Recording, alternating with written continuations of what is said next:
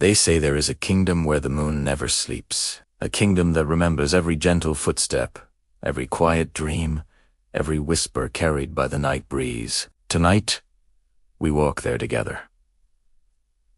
Welcome, dear friends, and welcome back to another peaceful night in our quiet corner of history. Tonight, we travel beneath a soft silver moon into a kingdom shaped not by battles or crowns, but by gentleness, memory, and the quiet magic of those who walk with calm hearts. Before we begin, I want to thank each of you, those who return night after night, and those visiting for the very first time.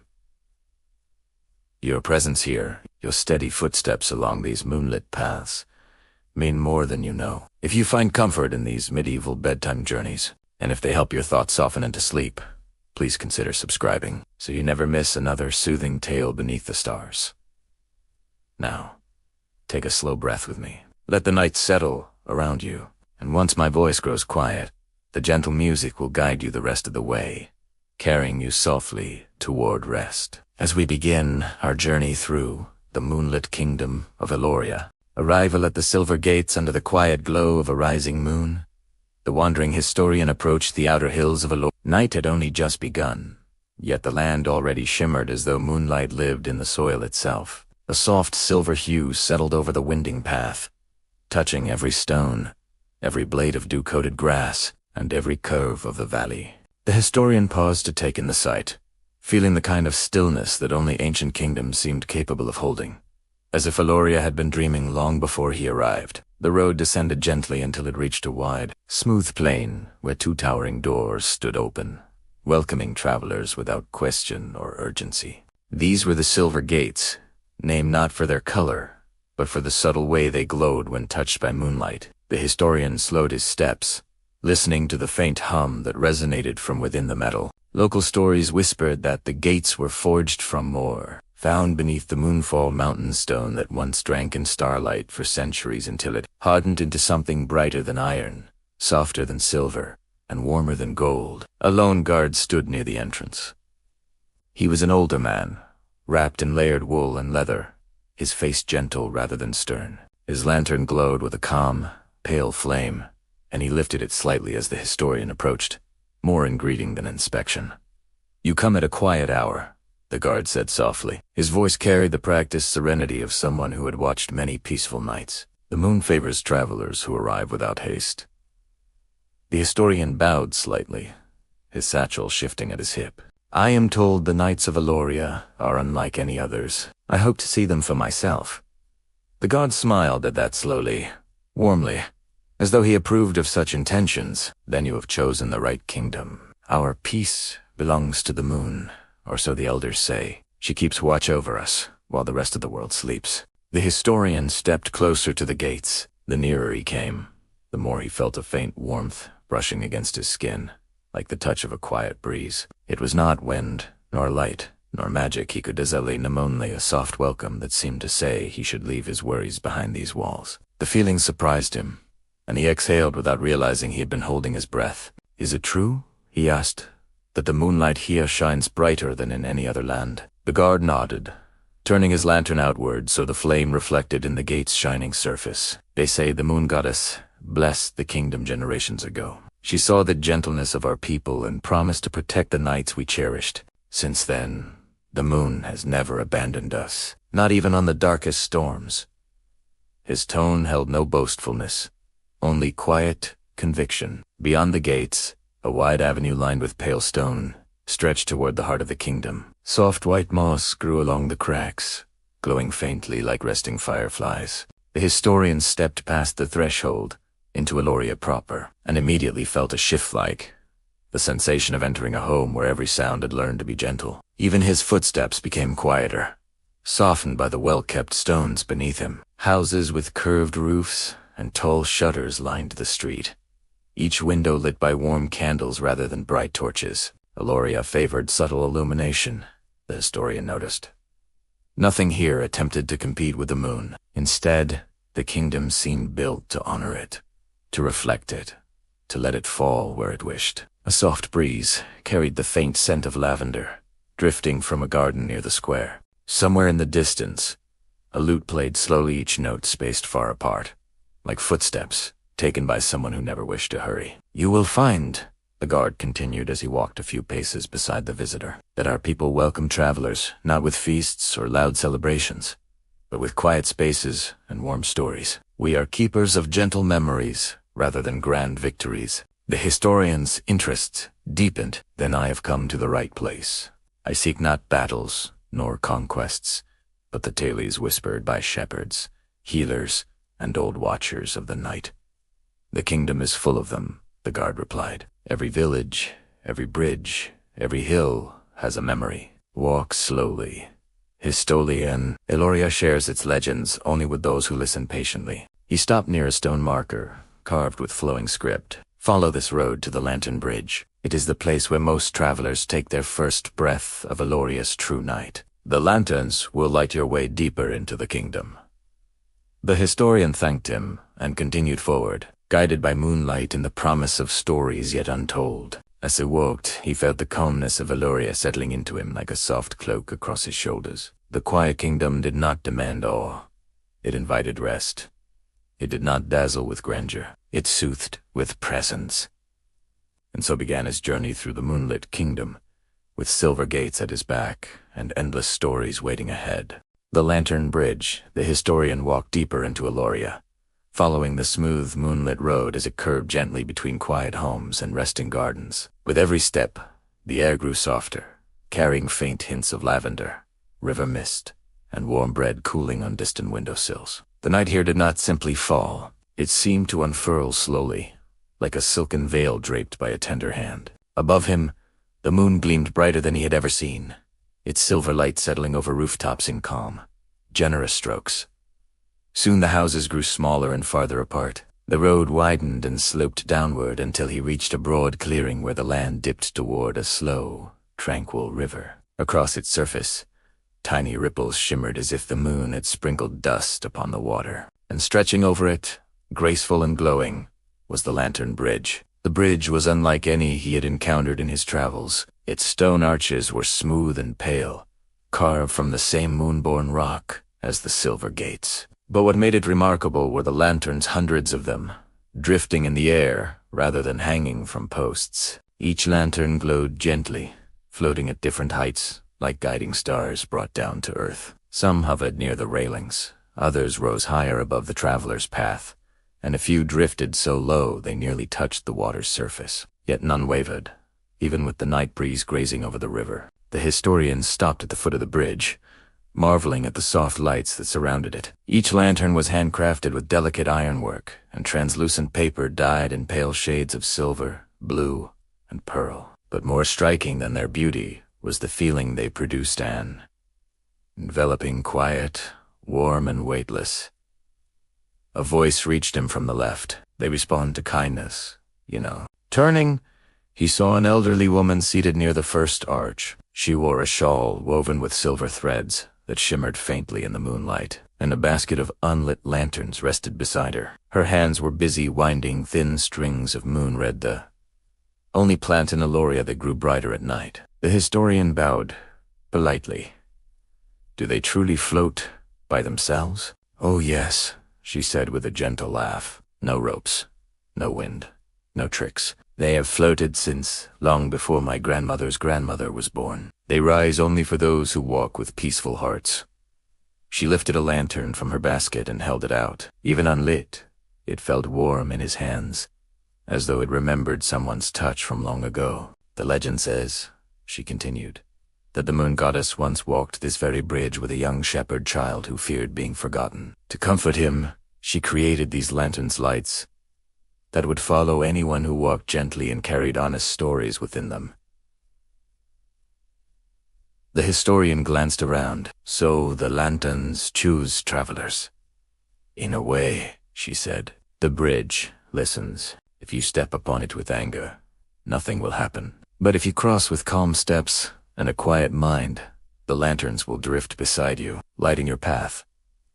Intrigued, he returned the lantern. The woman nodded in approval, then gestured toward the center of the bridge. "Go on. Walk. Let Aeloria greet you properly." So he stepped onto the lantern bridge. At once, a nearby lantern brightened softly and drifted toward him.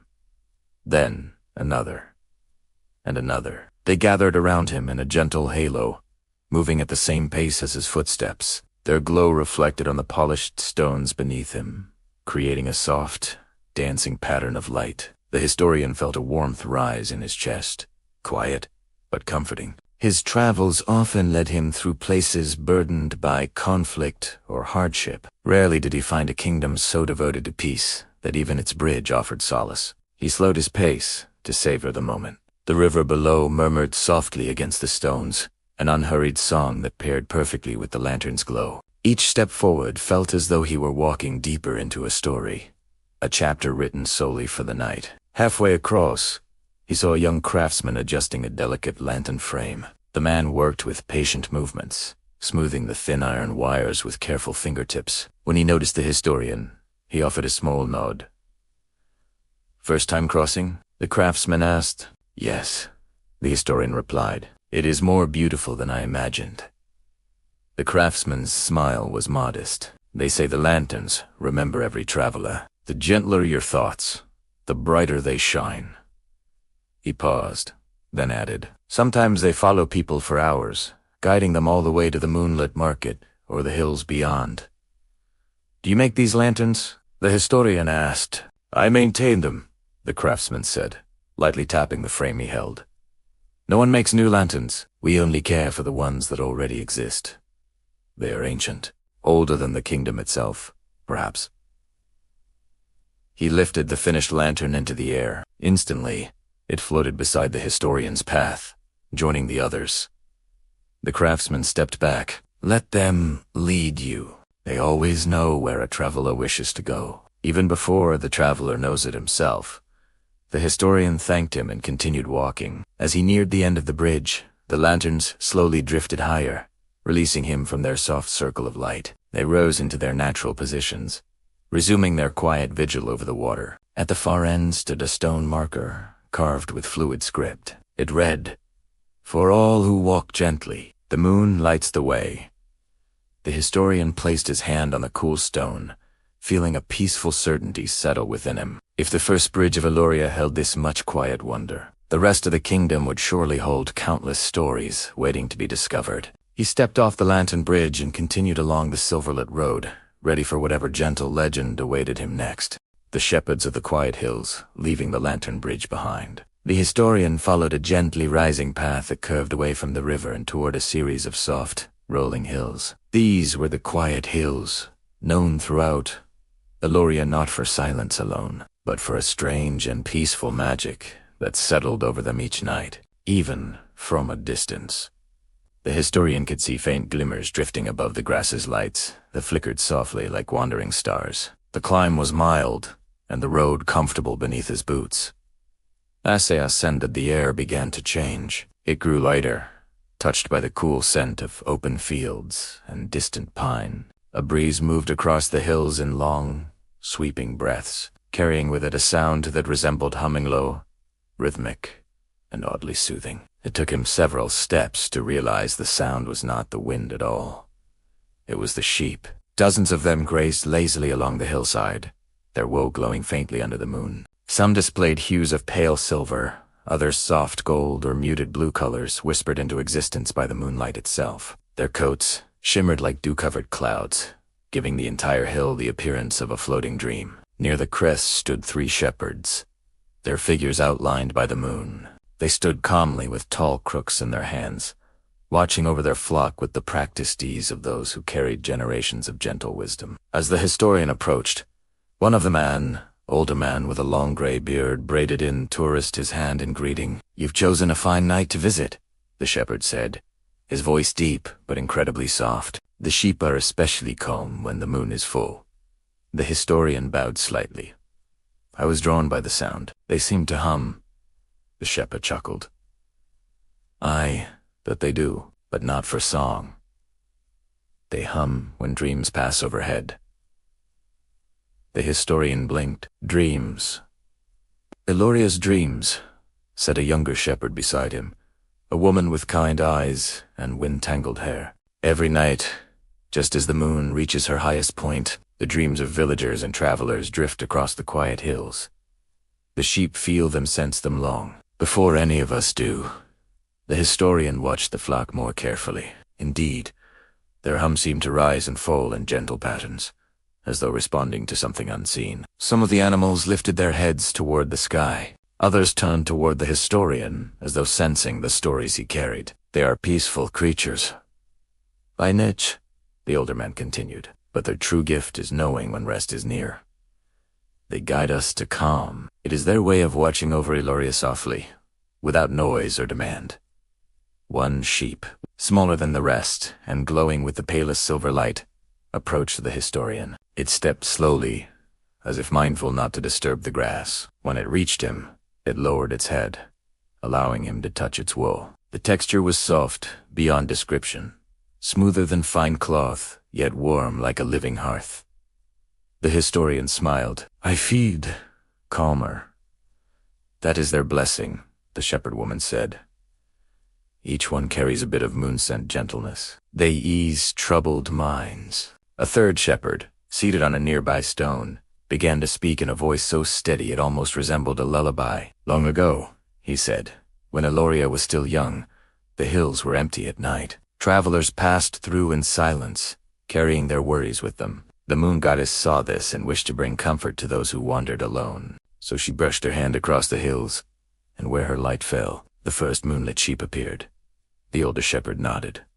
Since then, our flocks have guided weary souls. They hum when dreams approach, and their glow shows lost travelers the safest paths home. The historian turned his gaze upward. Over the hills, faint wisps drifted like pale ribbons of mist yet. They did not move like fog or cloud. Instead, they curled and twirled gently, as if stirring with distant emotions. The shepherd woman followed his gaze. Those are the dreams, she said. Look closely. Div. And for a moment, he thought he could see tiny images within the drifting form's memories. Hopes, fragments of stories. A child laughing.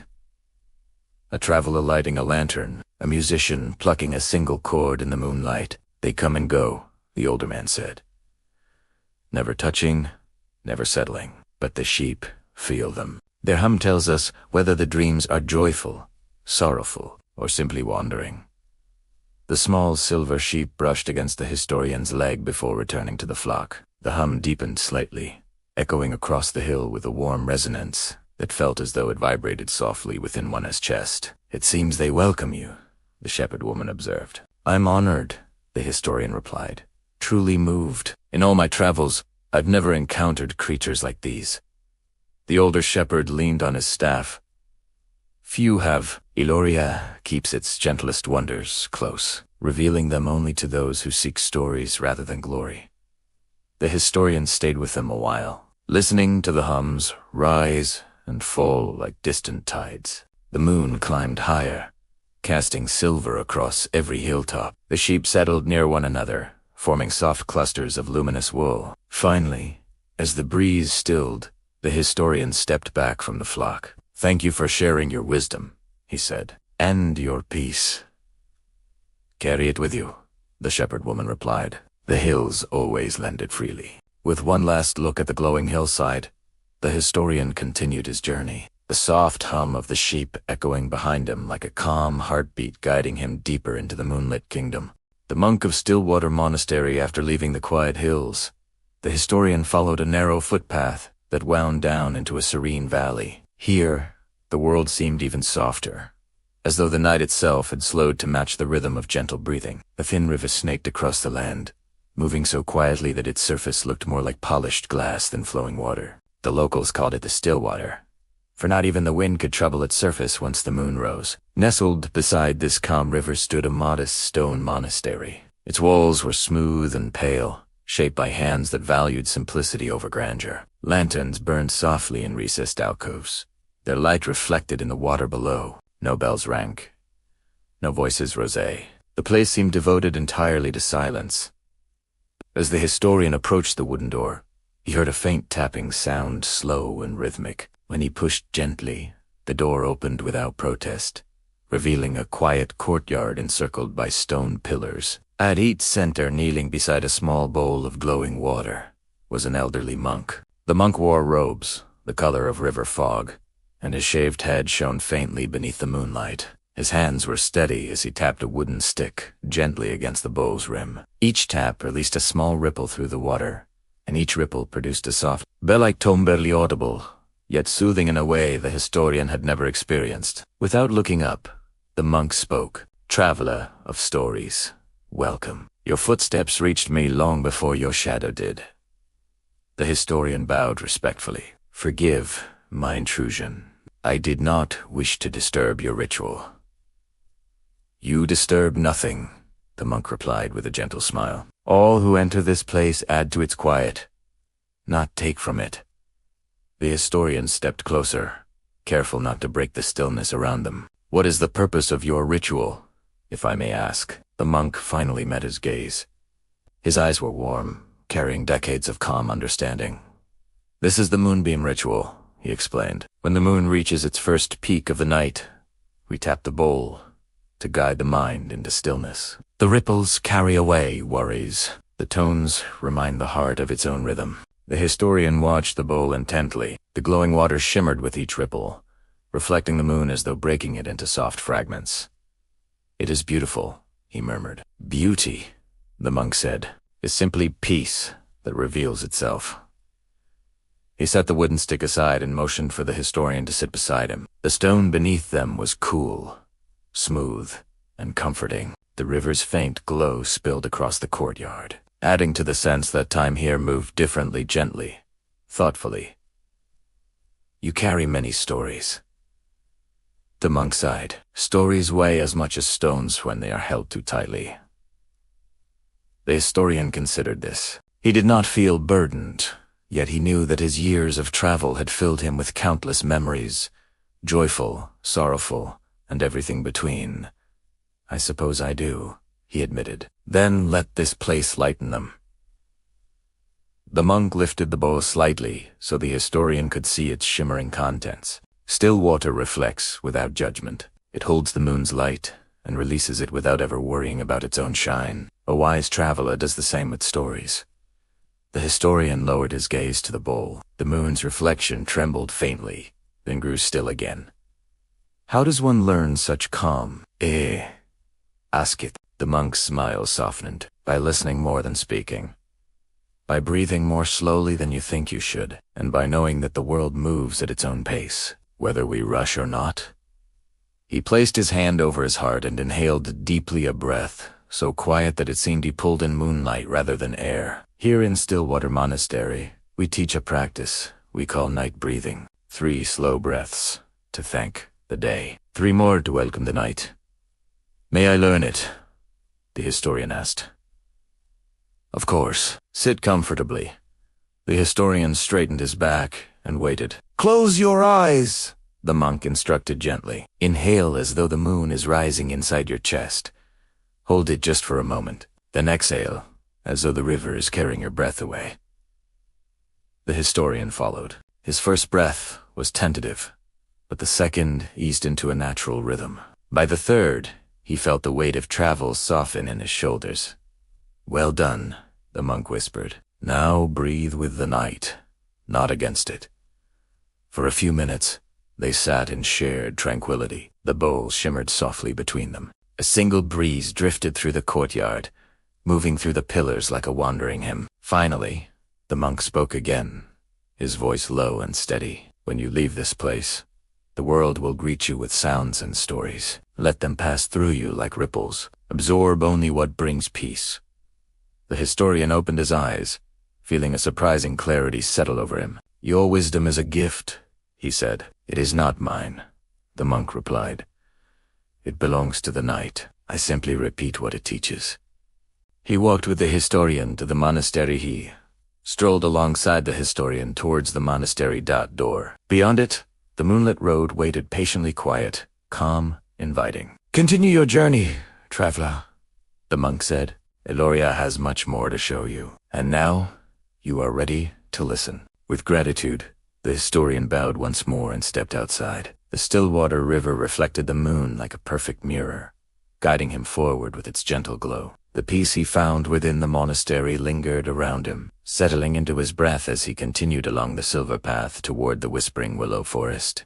The Whispering Willow Forest, the historian continued along the moonlit path, with the Stillwater River drifting quietly beside him. The sense of calm he had gathered from the monastery lingered in his chest like a slow-burning ember, warming his thoughts and softening each step he took. Before long, the road narrowed and the landscape changed. Tall trees rose on either side, trees with sweeping, curtain-like branches that swayed though no wind touched them. He had reached the Whispering Willow Forest. Even from its edge, the forest felt alive in a gentle, breathing way. The long willow branches shimmered faintly under the moonlight, their leaves glowing in soft green and silver hues. They rustled with a constant, rhythmic, murmurous sound, not quite wind, not quite voice, but something in between. It was as if the forest was whispering secrets to the night. The historian stepped beneath the first arching branches. Immediately, the world altered. The air cooled, scented with earthy sweetness and the faint temps of river mist.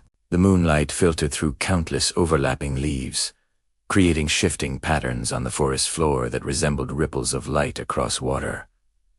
He paused, listening. The whispers were unmistakable, now gentle, fluid, almost melodic. Each rustle carried a cadence, rising and falling like spoken words softened by time. The historian strained to understand them, but the forest's language was too old, too subtle. The trees, remember, came a voice from ahead. Startled, yet unafraid, the historian walked toward the source of the voice. A figure emerged from behind a wide willow trunk, a young woman dressed in robes, dyed the deep green of moss-covered stone. Her hair was tied loosely at the back, falling in curls as soft as the willow leaves themselves.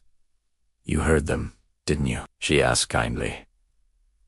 "I heard something," the historian admitted. "Whispers, but not of any tongue I know. That is because they do not speak to the ears."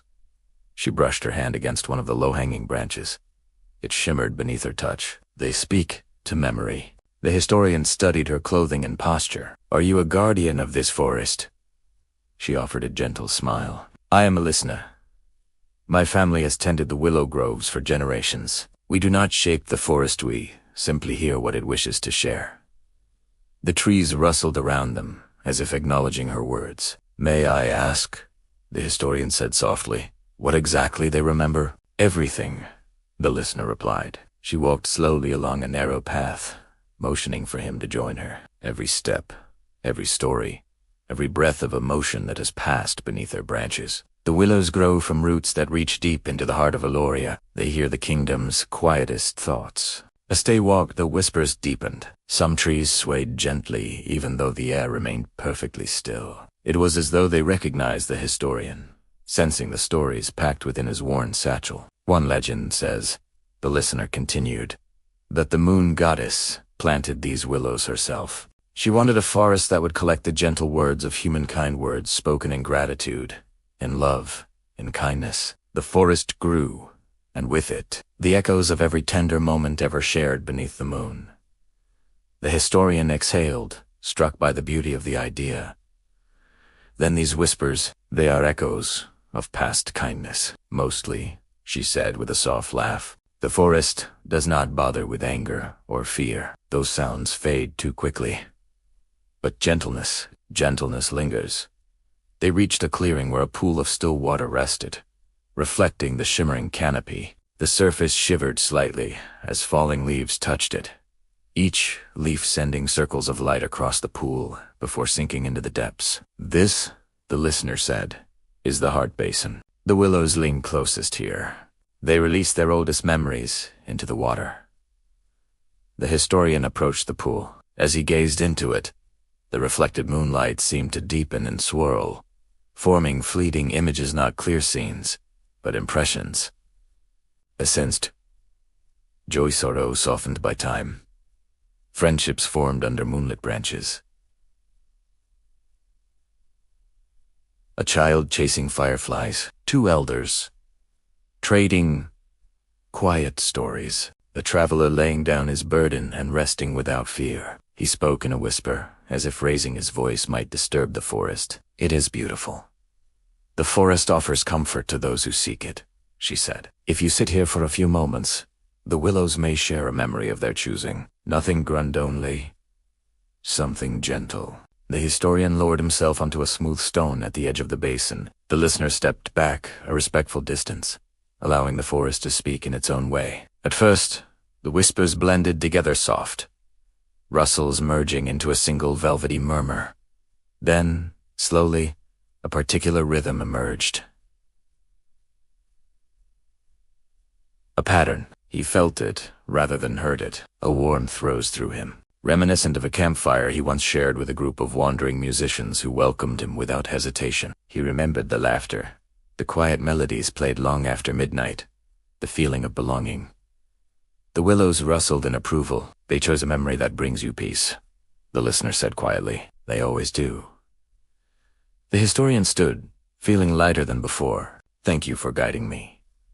It is the forest that guided you, she replied. We only help travelers hear what the trees are already saying. As he prepared to leave, the listener bowed gently. May your journey stay soft, historian. The willows will remember your footsteps. The historian stepped out of the shimmering forest, the whispers fading behind him, but the feeling of their gentle memory lingering in his heart. Ahead, the moonlit road stretched onward toward villages, stories, and the healer of Lumengard, who would soon teach him the magic of moon-infused teas. The healer of Lumengard village, approximately 880 words. After leaving the whispering willow forest, the historian followed a sloping trail that curved along the base of soft green hills. Dawn was still hours away, yet the moon remained bright enough to guide him. Before long, he saw the warm glow of distant lanterns, small points of golden light, clustered in the valley ahead. He had reached Lumengard village, a place known throughout Aeloria for its gentle healers and peaceful nights. The village seemed to float in moon mist, each cottage surrounded by gardens of herbs that swayed like drowsy dancers in the dim light. Smoke curled softly from chimneys, carrying the scent of rosemary and sage through the cool night air. The historian stepped onto the main path, noticing that even here, silence carried a softness rather than emptiness. The villagers moved quietly, some tending late-night chores, others sitting by doorsteps with warm cups in hand. They greeted him with nods and peaceful smiles, welcoming, but never intrusive. At the center of the village stood a round stone building covered in climbing vines. Pale flowers bloomed along its walls, each petal glowing faintly under the moon. A wooden sign hung near the entrance. Moonwell House. Healers Rest. The historian pushed the door open. Inside, the room was filled with shelves of herbs, bowls of dried petals, bundles of leaves tied with twine, and softly glowing jars. A gentle warmth emanated from a central hearth, where a pot simmered quietly. The air was rich with a soothing fragrance and herbal blend that immediately calmed his breath. At a table near the hearth stood a woman with silver-streaked hair braided down her back. Her hands moved gracefully as she crushed dried leaves with a stone pestle. She wore robes the color of lavender dusk and carried an aura of steady kindness. Without looking up, she said, I wondered when you would arrive. Travale? The willows whispered about anyone who walks beneath their branches. The historian smiled softly. Then they speak of me already. They speak only of your calm, she replied, lifting her gaze. Her eyes were gentle but observant, the kind that seemed to look past the surface. And calm is a language I understand well. She set aside the pestle and gestured for him to sit on a round cushion near the hearth. I am Eloan, she said, healer of Lumengard, keeper of the Moonwell teas. The historian settled onto the cushion, feeling the warmth from the hearth seep into him. Your village is peaceful, he said. It feels rested. That is our way. Eloan replied, we heal not only wounds, but burdens the heart forgets, carries. She reached for a clay cup and ladled tea from the simmering pot. As she poured, the liquid glowed, a faint silver blue, as though steeped in moonlight itself. The fragrance rose gently floral, earthy, and calming. This, she explained, handing him the cup, is Luna Bloom tea, made from blossoms that open only when the moon is full. It eases the mind and softens the spaces where worry hides. The historian inhaled the steam, feeling tension melt from his shoulders. It smells like peace, Eloan chuckled quietly. Peace has many scents. Tonight, it is lavender, white thorn, and moon blossom. Etuhuka sip. The warmth spread through him like a long-awaited exhale. His thoughts slowed, not in heaviness, but clarity, each one settling gently, like leaves floating to the bottom of a still pond. You carry stories, Eloan said, watching him with a healer's attentive calm. Stories can weigh a person down if not placed carefully. I've learned this tonight, the historian replied. The monk taught me stillness. The willows shared memory. Perhaps your tea teaches something too. Eloan nodded. It teaches. Release. Most people hold their worries as if they are fragile treasures, but the moon teaches us that all things change shape. Wax and wane, grow and fade. Worries no different. She poured herself a cup and sat across from him. Do you know why our village is called Lumengard? She asked. He shook his head. Long ago, she began, there was a sickness of spirit that spread across the kingdom. Not illness of the body, but of the heart. People grew weary, restless, unable to sleep. The moon goddess, moved by their suffering, descended upon this valley and touched the earth. Where her light fell, moon blossoms grew in great number. Their scent carried healing. Eloan lifted her cup, letting the rising steam drift toward the ceiling. The first healers gathered the blossoms and brewed the earliest moonwell teas. They soothed the kingdom back into restful nights. The historian sipped again, imagining the valley transformed into a glowing field of silver flowers. But tell me, Eloan said softly, what is it you seek in a Stories, he replied. Not of war or kingdoms rising, only the gentle, one small, patient moments woven through the night. Eloan smiled. Then you seek rightly. Aeloria is built on soft stories, and it shares them with those who walk quietly. She stood and retrieved a small pouch filled with dried petals. Take this with you, she said, placing it in his hands. When the road grows heavy, brew a cup. It will remind you of this valley. He accepted it with gratitude. Your kindness is a gift. Kindness, she said gently, is the moon's first language. As he stepped out of Moonwell House, the night air felt warmer. The villagers still moved quietly through the lantern-lit paths, and in the distance, the hills shimmered beneath the moon, carrying the pouch of moon blossom tea. The historian continued his journey toward the tales of old guards and moonlit memories waiting on the road ahead. The old royal guard, the moon, had climbed higher by the time the historian left Lumengard village behind. The road from the Healer's Valley curved eastward, where the land stretched into wide, open meadows dotted with low stone walls. The night here felt broader, quieter, almost expectant, as though it sensed he was nearing a place steeped in memories. Along the far edge of the meadow stood a solitary outpost tower. Its stone was weathered, softened by rain and moonlight. Yet it remained sturdy and dignified, a patient witness to countless seasons. A lantern flickered near its entrance, glowing warmly against the cool tones of the night. As the historian approached, he saw a man seated on a wooden bench just outside the tower door. The man appeared elderly, his back broad but slightly curved, his beard trimmed neatly, though streaked with silver. A war armor, but only lightly, a chest piece polished with care, and a long cloak draped over his shoulders. At his side rested a tall spear whose blade glimmered faintly. The old man lifted his gaze as the historian neared. Evening, he said in a calm, gravel-soft voice. Not many travel this path at night. The historian bowed respectfully. I walk slowly and listen. Aeloria has much to say. The old guard gave a small smile. A wise approach. Most hurry through life and miss the quiet stories. He motioned for the historian to sit beside him. The bench creaked gently under their weight. I am Seelan, the man said. Royal god retired. But the habit of watching never truly leaves. The historian studied him with gentle curiosity. You still keep vigil? Seelan chuckled softly. Not as duty, but as comfort. The night is a friend to old bones, and the moon keeps better company than most. The historian nodded, sensing warmth beneath the guard's weathered demeanor. "You have served the royal family, then, for more years than I can count without using both hands and half my memory," Seelan replied. "But do not expect Haley's of battles or victories. Aeloria has had few of those worth remembering. My stories," he added with a thoughtful sigh, "are quieter."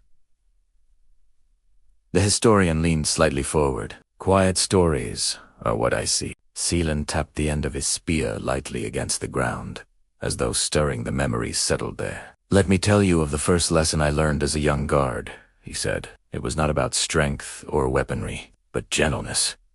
He shifted his gaze to the open meadow, where fireflies pulsed in the distance like tiny floating embers. "When I first joined the guard," Seelan began, "I believed my purpose was to shield the kingdom with force. I thought danger was something to defeat. But on my second night of training, Captain Ela's God's Rest, him brought me here, to this very outpost." "What happened?" the historian asked softly. "He told me to listen," Seelan replied. "I was confused, of course. Listening had little to do with holding a spear, but he insisted, so Primera listened. And what I heard were the small things." He paused thoughtfully. "The rustle of grass, the river murmuring half a league away, the soft hoot of an owl, even the faint heartbeat in my chest." He looked at the historian with gentle seriousness. "A guard who listens," the captain said to me, "is a guard who protects peace, not breaks it." Seelan smiled faintly. "It changed my life. From that night on, I understood that my duty was not to fight, but to preserve calm, to stand as a reminder that not all strength is loud." The historian felt a warmth rise in him, an echo of the same lesson learned at the monastery and in the willow forest. A pattern was emerging across Aeloria, subtle yet unmistakable. Seelan continued. "Years later, when the young princess used to sneak out of the palace to gaze at the moon, I was assigned to watch over her. She was fearless, curious, always asking questions about the stars. But she was also gentle. She believed every creature, every person held a quiet story worth hearing." The old guard chuckled under his breath. "Once, she asked why my armor had scratches on it. She thought each one marked a great battle. When I told her they were from polishing the metal too eagerly in my youth, she laughed so hard she fell over." His eyes soft. "She taught me that joy can protect a kingdom as surely as any blade." They sat in silence for a moment, allowing the night to settle around them. The meadow swayed in a soft, slow rhythm, brushed by a breeze that seemed to carry old memories with it. "Do you miss serving at the palace?" the historian asked. Seelan shook his head gently. "No. I served my time. Now I watch over the quiet roads. Eat, is, Inov. The kingdom needs many kinds of guardians. Some stand at castle gates. Others sit beside travelers and remind them to breathe." The historian smiled. "And what do you think I should remember as I continue my journey?" Seelan lifted his spear and tapped it lightly against the stone floor. "Remember this," he said. "Peace is not defended by strength. Peace is defended by understanding. If you carry that with you, Aeloria will reveal its gentlest truths." He stood slowly, offering the historian a warrior's nod, firm but warm.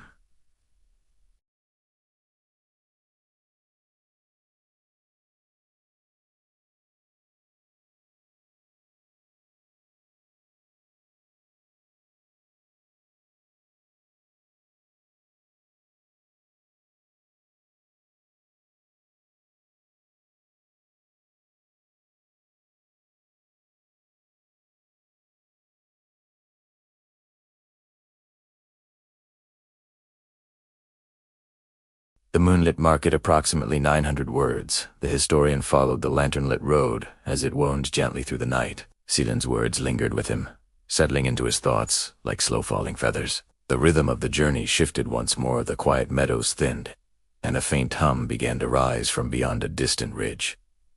Not a loud sound. Not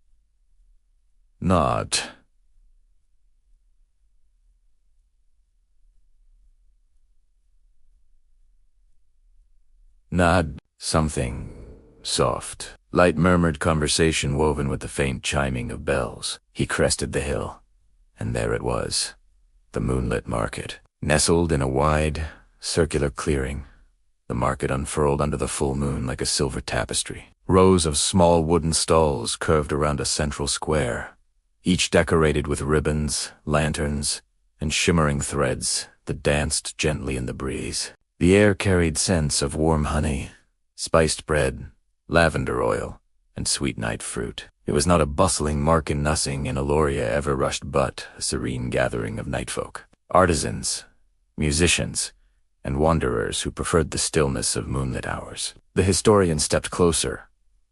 A musician played a quiet, lilting tune on a stringed instrument shaped like a crescent moon. Its notes fluttered softly across the square like drifting petals. Nearby, children chased glowing fire moths that bobbed in the air like playful sparks.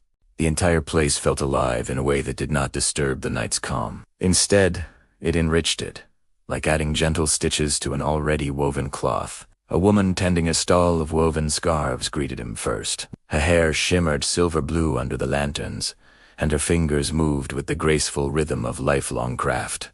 "Traveler," she said warmly, "you be walked far. Care to feel the night's thread?" She lifted a scarf woven so finely it seemed to ripple like water. When she placed it in his hands, it felt cool at first, then slowly warmed to match his breath. "It's beautiful," he said.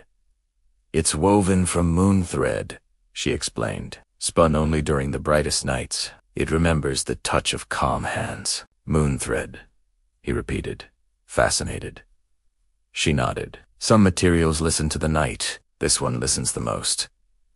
He admired the fabric as she folded it again. Though he did not buy it, she smiled as if the simple act of appreciating her craft was enough. Further along, he discovered a stall, displaying carved wooden figurines, tiny forest spirits, moon guardians, and dream birds. Each figure glowed faintly, as though polished with moonlight. The artisan was an elderly man with spectacles perched low on his nose. He carved without looking, hands moving through familiar motions.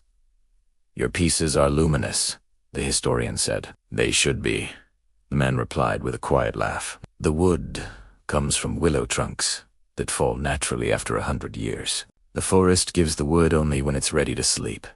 He handed the historian a small figurine shaped like a curled fox. "For you?" the artisan said. "The forest wanted you to have it." The historian accepted the gift with deep gratitude. The figurine was Warma, a small heart of willowwood memory. The deeper he wandered into the market, the more he realized how gently it seemed to welcome him. Lanterns brightened slightly as he passed beneath them, and the murmuring voices of market-goers softened in respect to the quiet pace of the night. At a stall decorated with crystals, herbs, and moonstones, an elderly woman stirred a pot of glowing to different from Alawan's brew, but equally soothing in appearance. The liquid shimmered a pale silver green. "Curious?" she asked with a knowing smile. "What is it?" he asked. "Dream whisper tea," she replied. "Not for sleep, but for clarity. Travelers drink it to see their path more clearly, though not with their eyes." The historian declined politely. He had already received a healer. Ask if that night booty lingered to watch as she poured the tea for another traveler. Steam rose in elegant curls, and the drinker closed his eyes with a peaceful sigh. Beyond the tea cellar, a row of candles glowed in soft hues: lavender, pearl, pale blue. Each candle flickered with a slow, steady flame, unaffected by the breeze. "They're flame-bound," the candlemaker explained, "made from wax, infused with moon crystals. They burn only as fast as the user breathes. A steady breath keeps them long-lasting." The historian marveled at the idea of a candle that mirrored calmness. As he strolled through the last stretch of the market, he noticed a gathering of people beneath a tall oak. A storyteller stood before them, an older woman with a cloak embroidered in patterns of stars. Her voice flowed through the air like a gentle stream, and when the moon touched the lake, she recited. She whispered, "Reflect what you see. Behold nothing." And the lake obeyed, becoming the keeper of wandering hearts.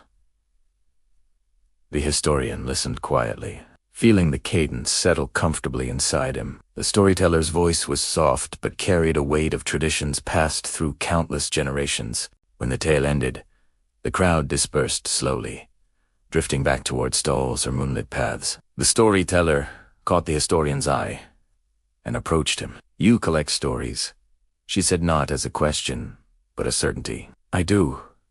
"Then remember this one," she said, placing a small parchment in his hand. "The Moonlit Market exists not to sell goods, but to remind us that every night holds a small miracle. Even the quietest lives shine under moonlight." He thanked her deeply before stepping back into the open clearing. From the center of the market, he turned slowly, taking in the silver lanterns, the gentle music, the soft glow of crafts shaped by patient hands. Every face he saw seemed serene, touched by the softness that only night could offer. When he finally left the market, the sound of bells and quiet voices faded behind him, replaced once more by the calm hum of the moonlit road. Ahead, he saw the faint glimmer of water, and he knew the next chapter awaited him at the Lake of Reflections. The Lake of Reflections, leaving the moonlit market behind. The historian followed a soft winding trail that dipped gradually toward a basin where the land grew still and quiet. The faint glow he had seen from afar now shimmered brighter, spreading across the horizon like a silver veil. The air cooled as he descended, touched by moisture and the clean scent of rippling water. Soon he reached the edge of the Lake of Reflections, one of Aeloria's most cherished places. The lake was vast, stretching far beyond the reach of lantern light. Its surface was so still it resembled a polished mirror laid gently beneath the moon. Every star, every cloud, every curve of the moon, as silver face shone upon the water with perfect clarity as though the sky had folded downward and settled upon the earth. For several moments, the historian simply stood at the shore, mesmerized by the quiet grandeur of it. A faint mist curled above the surface, drifting slowly like the breath of a sleeping giant. Even the softest sound of footstep, a sigh seemed to glide across the water rather than disturb it. Then he noticed them. Villagers scattered along the shoreline, spaced at respectful distances.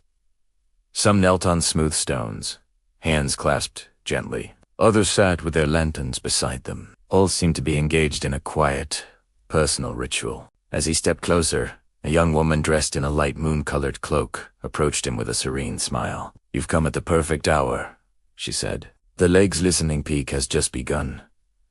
"Listening peak?" the historian asked softly. She nodded. "The lake listens to gratitude. It reflects what we offer it not in Imarcus, but in feeling. This is the hour when the reflections are strongest." She motioned toward a small, flat stone near the water's edge. "Sit, if you wish. The lake welcomes all who approached with honest hearts." The historian lowered himself onto the stone. The air was cool, the atmosphere unbroken by wind or distant chatter. Only the soft lap of water against shore broke the silence, and even that seemed intentional, rhythmic. The woman knelt beside him. The Lake of Reflections was formed long before the kingdom. It is said that when the moon goddess walked upon Aeloria, she paused here to rest. Her quiet thoughts settled into the water, creating a place where hearts could empty themselves without fear. The historian gazed at the mirrored surface. "It feels peaceful." "It is," she replied. "But peace is not simply the lack of sound. Peace is the recognition of what we carry." She folded her hands gently in her lap. "Each night at the moon's highest point, we perform the gratitude whisper ritual. We speak softly, not loud enough for others to hear. Only the lake. We offer gratitude for something, however small. The lake listens, holds it, and releases it back into the sky." The historian watched as another villager stepped closer to the water, bowed their head, whispered a few words, and placed a palm just above the surface. A soft ripple spread outward. Though the villager never touched the water, he felt a warmth rise within his chest, a quiet urge to participate. The woman noticed. "If you wish, the lake will listen to you too." The historian hesitated. He had traveled across kingdoms, gathered countless stories, and met countless people. But seldom had he paused to reflect on his own quiet blessings. And yet, tonight, with the moonlight painting the water silver and the soft breath of Aeloria surrounding him, he felt the moment calling gently. He leaned forward slightly, keeping his voice barely above a whisper. "I am grateful," he murmured, "for every story that welcomed me, for the kindness of strangers, for the peace I have found tonight." As the words left him, a gentle breeze swept across the lake's maw. Delicate, but unmistakable. The water rippled in a perfect circle, expanding and softening until it faded entirely. The woman smiled. The lake heard you. He exhaled, surprised by how light he suddenly felt. Does it always respond? He asked. When the heart speaks truthfully, she said. The lake recognizes sincerity. A group of children laughed softly at a distance, skipping smooth stones across the water. Instead of skidding chaotically, each stone landed with a quiet glow, leaving a trail of shimmering ripples that faded in slow, graceful arcs. The lake softens everything, the woman explained. Even noise becomes gentler here. That is its gift. As the historian stood, she added, you will see reflections beyond the water if you look long enough. Sometimes travelers glimpse answers to questions they did not realize they were carrying. He looked once more at the surface and teased time. He did not see his face. Instead, he saw a faint, shifting image of the moonlit market, then the willow forest, then the monastery. Not detailed scenes, but impressions like soft memories, reminding him of the path that had brought him here. The lake was reflecting not the world, but his journey. It shows what rests most quietly in your heart, the woman whispered. The historian bowed in gratitude. Thank you for explaining the ritual, and for guiding me. It is the lake that guides, she said, mirroring the listener of the willow forest. We only help travelers hear what it already knows. He stepped back from the water, the image fading into a calm, silver plain once more. As he returned to the path, the mist followed him briefly, curling around his ankles like a soft farewell. The night seemed deeper now, richer. The historian felt prepared to learn more, ready to step into the next tale. Aeloria wished to share. Ahead, carved into a rising slope of stone, he could see the faint glow of another landmark, the stone library of Aeloria, keeper of quiet histories.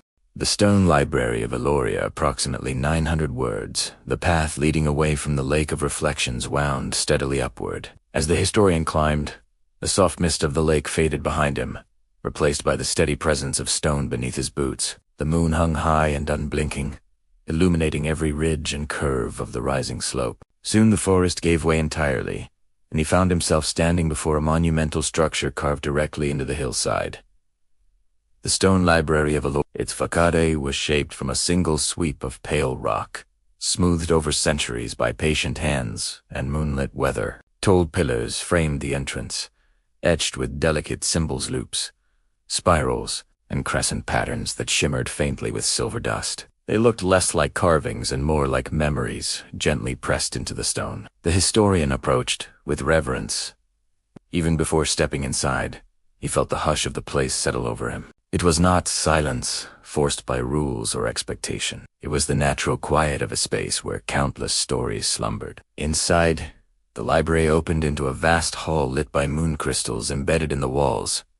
Their glow was soft, like candlelight filtered through snowy glass. Rows of stone tablets rested upon shelves carved directly into the walls. Each tablet bore etched lines of history stories captured in patterns rather than words. A gentle scraping sound echoed from the far side of the hall. Turning, the historian saw a scholar in simple robes kneeling beside a fresh slab of stone. His hands, dusted with silver powder, moved in slow, practiced arcs as he carved shallow grooves into the surface. The scholar looked up and smiled. Welcome, Travella. You've come to a place where stories breathe without ink. The historian approached. I have heard of this library, but I did not know the histories were carved in stone. Not all histories, the scholar said, rising to his feet. Only the ones the kingdom wishes to preserve beyond the memory of ages. He dusted his hands and offered a respectful bow. I am Thalan, keeper of the tablets. The historian returned the gesture. May I ask, why stone? Why not parchment or text? Thalan motioned for him to follow deeper into the hall. Because words fade when not spoken. Ink grows brittle, paper crumbles. But stone listens. Stone remembers. They walked between towering shelves. The light of the moon crystals danced across the tablets in gentle ripples. Thalan stopped before a large tablet displayed prominently at the center of the hall. Its surface shimmered with flowing lines forming elegant waves and spirals. This, Thalon said softly, is the tablet of First Quai? The historian traced its patterns with his eyes. What does it tell? That there was once a time, long before the kingdom, when the land was restless, winds stormed, rivers churned, and even the moon hid her face behind clouds. The people prayed for calm, but none came. Thalon placed a hand on the tablet's edge. It is said the moon goddess descended one night, touched the earth, and whispered a single word. Word so gentle it stilled the land. That was the first. Quite, and it became the beginning of Aeloria. The historian felt a shiver not of cold, but of awe. It's beautiful. All the tablets carry such memories, Thalon said, but they are not meant to be read. They are meant to be felt. He guided the historian toward a narrower corridor where smaller tablets lined the walls. Some held shallow grooves, unlike any writing he recognized. These, Thalon explained, are emotion tablets. They hold the feelings of generations, moments of kindness, gratitude, forgiveness. Not stories, but impressions. The stone absorbs them. The historian paused beside one tablet whose pattern swirled gently in a spiral shape. A quiet warmth radiated from it. This one, Thalon said, holds the memory of a reunion between two travelers who found each other after years apart. The stone remembers their joy. The historian closed his eyes. For a heartbeat, he felt the faint echo of a warm embrace, soft, fleeting, but real enough to bring a smile to his lips. He exhaled slowly. Aeloria seems built upon gentle things, calm, memory, gratitude. Thalon nodded, because gentle things last longer than any fortress. They returned to the central hall where Thalon's carving tools lay beside a fresh stone slab. "May I ask," the historian said, "what story you were carving when I entered?" Thalon brushed the slab with a cloth, revealing the beginnings of a new pattern. A story that arrived tonight, carved while the moon listens. The historian stepped closer. The grooves were delicate, just beginning to take shape, 3 waves and a crescent. "This," Thalon said, "is the beginning of a tablet honoring the quiet hills. The shepherds sent word that a traveler walked their slopes with a peaceful heart, and the sheep hummed in welcome." The historian froze not in alarm, but in gentle astonishment. "My footsteps?" he asked softly. Thalon smiled warmly. "Aeloria remembers those who walk gently.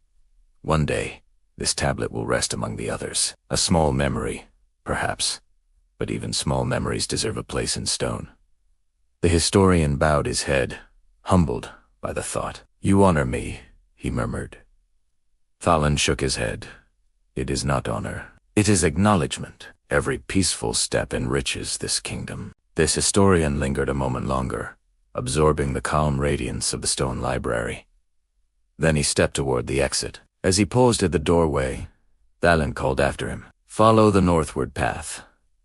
You will meet the dream-carvers next. They shape stories differently than we do, through hands, not stone." The historian nodded gratefully and stepped back into the moonlit night. Behind him, the library hummed faintly, its stone walls guarding centuries of soft remembrance. Ahead, the path wound toward a cluster of lamplit workshops where dreams took shape in wood beneath patient hands. The dream-carvers, the path leading away from the stone library, descended gently into a valley wrapped in silver mist. From a distance, the historian saw faint lanterns glowing in warm clusters, accompanied by the soft tapping of tools against wood, steady, rhythmic, almost musical. As he approached, the sound grew clearer, layered with murmurs of concentration and the scent of fresh timber. He had reached the workshop village of the dream-carvers. Small wooden houses stood in a half-circle, each with open doors and broad windows that spilled warm lamplight onto the path. Inside each home, artisans worked patiently at long tables, shaping small figurines, delicate ornaments, and carved miniatures that glowed faintly under the moonlight. Even the shavings of wood sparkled, drifting to the floor like curled slivers of light. The historian paused to watch one of the carvers. A young man with gentle eyes and steady hands. He held a small block of pale wood Lakili willow, gathered naturally from fallen branches, and carved it with strokes so slow and deliberate they resembled the breath of a sleeping creature. Without looking up, The carver spoke softly. "You carry a thoughtful silence," he said. "That is rare among travelers." The historian smiled, stepping closer. "This place encourages silence." "It must," the man replied, setting down his carving knife. "Dreams can only take shape when the world quiets enough to hear them." The carver lifted the partially formed figure. It was the beginnings of a bird with closed eyes, wings poised as though ready to lift into the night. "You carve dreams," the historian murmured. "Not simply wood." "That is our gift," the man said. "Aeloria has many ways of preserving stories. The stone library keeps memories. The willow forest holds whispers, but we carve what people hope for, dreams they cannot express in words." He placed the tiny bird onto a cloth and motioned for the historian to follow him outside. The village square, though small, pulsed with gentle life. Artisans moved between homes carrying finished carvings, each one glowing faintly with a soft inner warmth. Children played quietly with figurines shaped like moon foxes or starlit deer. A pair of elders sat beneath a lantern tree, exchanging carved tokens like gifts of friendship. The dream-carver led the historian to a long table where dozens of finished pieces rested. Some resembled creatures, foxes curled into bowls, horses mid-gallop, owls perched with serene eyes. Others depicted dreams in more abstract form, spirals of flowing wood, crescents shaped like falling moons, or tiny figures holding glowing stars. The historian reached toward one, shaped like a curled sleeping cat. Its expression was peaceful, perfectly still. "It's warm," he whispered. The carver nodded. "Because every carving holds a dream given freely. We ask travelers and villagers a simple question. What brings your heart rest? Their answer becomes the form we carve. The dream settles inside the wood and glows until it is fulfilled." "Fulfilled?" the historian repeated. "Yes," the carver said. "When the dream has served its purpose, when the person finds the comfort they sought, the carving loses its glow and becomes ordinary wood again. Nothing is permanent. Only peace lasts." The historian gently set down the cat. "It is beautiful work. It is careful work," the carver corrected softly. "Dreams are fragile things, even the gentle ones." Another artisan approached a woman with intricate tattoos resembling tree branches winding up her arms. She carried a tray of small, unfinished carvings. "This one is for you," she said, placing a smooth oval piece of willow into the historian's hands. He blinked, surprised. "For me?" "Yes," she answered with a quiet smile. "When travelers pass through Aeloria, they always leave a trace of their inner hopes. You have carried your stories with calm, and the wood recognizes that." The piece in his hand was warm, almost pulsing. "If you wish," the woman continued, "you may speak a single word to it. Not a sentence, just one word, something you desire to understand or become." The historian thought deeply. Many words floated through his mindpiece. Gentleness, memory, but one word rested more quietly than the others. He whispered it. Clarity. The willow piece warmed instantly, glowing from within like a tiny ember. The artisans nodded in approval. "It will shape itself tonight," the woman said. "By morning, it will become the form your dream needs." The historian looked down at the gentle glow with wonder. "And what should I do with it?" "Carry it," the dream-carver said. "Not as a charm, but as a reminder that clarity grows when we walk gently." He bowed with gratitude. The glow seemed to soften in response, as though acknowledging his thanks. As he prepared to leave the workshop circle, he noticed a small gathering of dream-carvers sitting around a fire that glowed pale blue. They sang quietly, no words, just soft melodies shaped like slow breaths. The music drifted through the night, mingling with the rhythmic tapping of wood tools. The historian paused, listening. The song seemed to echo the lessons he had learned throughout Aeloria.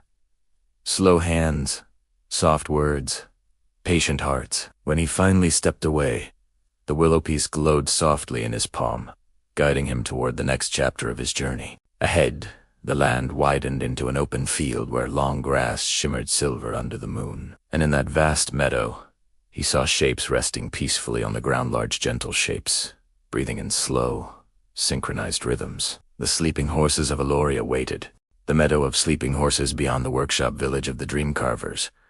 The land opened into a vast meadow, quiet and silver-washed beneath the steady glow of the moon. The grass here grew tall and soft, swaying in slow, rhythmic waves, as though the earth itself breathed beneath it. Fireflies drifted lazily above the field, their pale lights blinking in harmony. And there, scattered across the meadow in gentle clusters, lay the sleeping horses of Aeloria. The historian paused at the meadow's edge, overcome by the sight. The creatures rested with an elegance he had never witnessed. Large, graceful bodies curled upon the glistening grass, mane is spilling like streams of starlight across their backs. Their coats shimmered faintly under the moon, reflecting tones of silver, frost blue, and soft gold. What struck him most was the quiet. Dozens of horses breathed in perfect unison, each rise and fall of their chests, timed as though guided by the same serene heartbeat. The air around them hummed gently, not with sound, but with a presence of stillness so deep it felt sacred.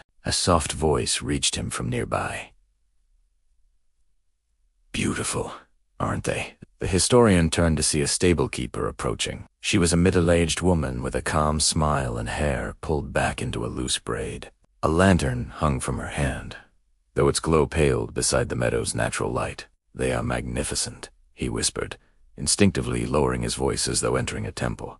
"I've never seen horses sleep so peacefully, or all at once." "That is the enchantment of the Moonhush meadow," the stable-keeper replied. "These horses are born of Aeloria's gentlest magic. They sleep together every night, beneath the highest moon, and their dreams braid with the night wind." The historian stepped forward. As he drew closer, he noticed faint patterns shimmering across the horses' coat-swirling lines, reminiscent of drifting clouds or dancing water. "Are those markings natural?" he asked softly. "They appear only when they sleep," the keeper said. "The moon paints them as she whispers dreams to the herd." The historian exhaled slowly, marveling at the idea. "Do they dream deeply?" "Deeper than any creature I've known," she answered. "Their dreams are not born of fear or memory, but of pure quiet. They dream of open fields with no end, of rivers that sing softly, of skies where the moon never hides." She lowered her lantern and knelt beside one of the horses, a pale gray mare with a mane like flowing mist. The horse didn't stir. Her breathing remained slow and steady. "This is Aeloria," the keeper said, "one of our oldest mares. She has carried travelers across Aeloria for years, but every night she returns here, to rest in the moon's embrace." The historian knelt as well, careful not to disturb the sleeping creature. The grass around the mare glowed faintly, as though touched by her dreams. "Do you watch over them each night?" Hesketh. "I do," she replied warmly. "Not to protect them, nothing harms them here, but to witness the beauty of their rest. It reminds me that even the strongest beings need quiet." She motioned toward a nearby cluster of young horses, softer, their breaths quicker, but still synchronized with the herd. "The foals," she said, "learn the rhythm of the moon from birth. Their dreams begin before they ever run." One of the foals twitched gently in sleep, its tiny hooves stirring the grass in slow, dreamlike motions. The historian smiled at the innocence of it. "Do they ever dream of people?" Ask it? "Sometimes," she said thoughtfully. "When a traveler moves through Aeloria with a peaceful heart, their presence lingers. The horses sense it. They fold that calm into their dreams." The historian blinked, surprised. "So they may be dreaming of me now." "It is possible," the keeper said with a gentle laugh. "You walk quietly. Horses remember, quiet souls far longer than footsteps." She stood and brushed her hands over her cloak. "Would you like to hear their lullaby?" "Theirs?" he asked, fascinated. She lifted her lantern slightly, signaling toward a small rise in the meadow. At first, the historian heard nothing, only the steady breathing of the herd. But then, a faint vibration filled the air, soft as wind moving through distant reeds. "That hum," she whispered, "is the sound of the Moonhush meadow responding to their dreaming." It grew clearer still, delicate, still barely audible, but undeniably present, a gentle harmony, as though the grass itself sang. "It's beautiful," the historian breathed. "It is their gift to the land," she said. "Their presence keeps storms from this valley. Even harsh weather softens when it reaches the dreaming horses." The idea touched him deeply. A kingdom protected by rest. Es sighed softly. Only Aeloria could imagine such a thing. The stable keeper smiled. Aeloria believes that peace is not created by force, but by example. These horses teach us every night how to breathe slowly, how to trust the quiet. For a long moment, the historian simply sat with her, listening to the meadow sing. Time moved gently. The moon climbed slightly higher, bathing the field in even softer light. Finally, the stable keeper stood and bowed her head. Thank you for visiting them. When you walk onward, carry their rhythm with you. Let your breath follow theirs.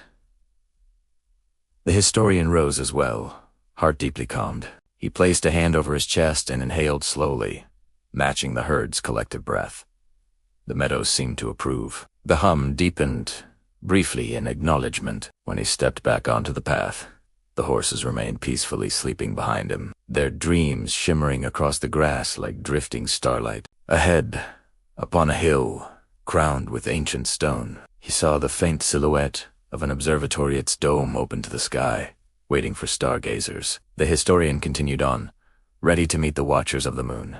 The ancient observatory, approximately 900 words, as the historian left the Moonhush meadow. The soft hum of sleeping horses lingered faintly in his ears, guiding his steps like a calming rhythm. The path gradually rose, winding toward a hill crowned with pale stone. At its crest stood a structure unlike anything he had yet seen in Aeloria. The ancient observatory. It was built from smooth, rounded blocks of moon-white stone, arranged in a perfect circle. The dome at its center was open to the night sky, as though inviting the stars to speak directly into its chambers. Tall pillars ringed the structure, their tops carved in spiraling shapes that captured moonlight and scattered it in soft beams across the ground. The historian paused at the base of the hill, admiring how the observatory glowed with a serene brilliance. It was not bright. Nothing in Aeloria dared compete with the moon, but it shimmered like a memory made from light. As he ascended the final steps, he heard quiet voices drifting through the open doorways, measured, almost melodic in their rhythm. When he entered, he found a circular hall filled with stargazers, wearing robes dyed in deep shades of indigo and twilight silver. Each one stood beside a stone instrument shaped like a curved lens or carved arc, studying the sky with calm concentration. An elder scholar approached him. Her robe shimmered like dusk settling over calm water, and her hair white as the moon's edge fell in soft waves over her shoulders. You arrive at a perfect moment, she said, her voice warm and slow. The moon is at her highest breath. We are about to begin the rising light reading. The historian bowed. I am honored to witness it. What does the reading reveal? She gestured toward the open dome. It tells us how the moon chooses to guide Aeloria tonight. He followed her deeper into the hall, where a large stone circle marked the floor. Moonlight spilled directly into its center, forming a glowing pool of silver radiance. Scholars gathered around it, their faces peaceful. The elder lifted her hands ever so slightly. What's the light? She said. The moon above glowed brighter for a moment, and the pool of light shimmered. Patterns formed soft arcs, flowing lines, spirals that shifted like gentle breath. They moved with purpose, yet without urgency. What does it mean? The historian whispered. The elder smiled. The moon speaks in shapes, not words. Tonight she offers reassurance. Reassurance, yes. When the spirals broaden and drift outward, it means the kingdom's hearts are steady. Aeloria rests well tonight. The historian watched as the shapes slowly dissolved into a single, glowing circle. She is at peace, the elder continued, and so are we. The scholars bowed their heads in gratitude. No rituals, no formal chants, only a shared, quiet reverence. After a long moment of silence, the elder motioned for him to follow her to a raised balcony. From there, the entire valley stretched before them, the meadow of sleeping horses, the distant outline of the willow forest, even the faint glow of Lumengard's lanterns. Aeloria honors the moon, she said, leaning lightly on the stone railing. Not because she rules us, but because she reflects us. What we give her returns to us softened. The historian looked up at the sky. Stars glittered like frozen raindrops. The moon hung heavy yet tender, spreading a gentle silver over everything it touched. Is it true, he asked, that the moon chose Aeloria long ago? The elder nodded. Long before any settlements, long before shepherds sang to their flocks, the moon wandered across the heavens, searching for a place where quiet could flourish. She found it in this valley a land that responded to her light with calm rather than fear.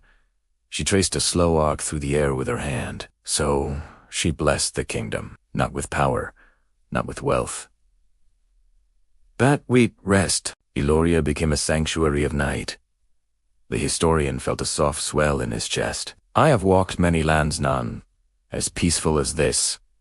That is because Aeloria listens, she said gently. Each part of the kingdom has learned to echo the moon's voice. The shepherds hum. The willows whisper. The lakes reflect. Even the horses breathe in harmony. She paused, studying him with kind eyes. And you, traveler, you walk with a quiet heart. The moon likes you. He laughed softly. I am grateful for her favor. The elder's gaze drifted back to the domed ceiling. Would you like to hear the oldest legend we keep here? Very much.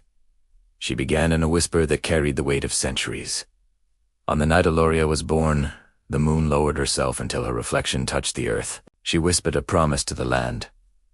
Where my light falls, your nights will never know fear. And so it has been ever since.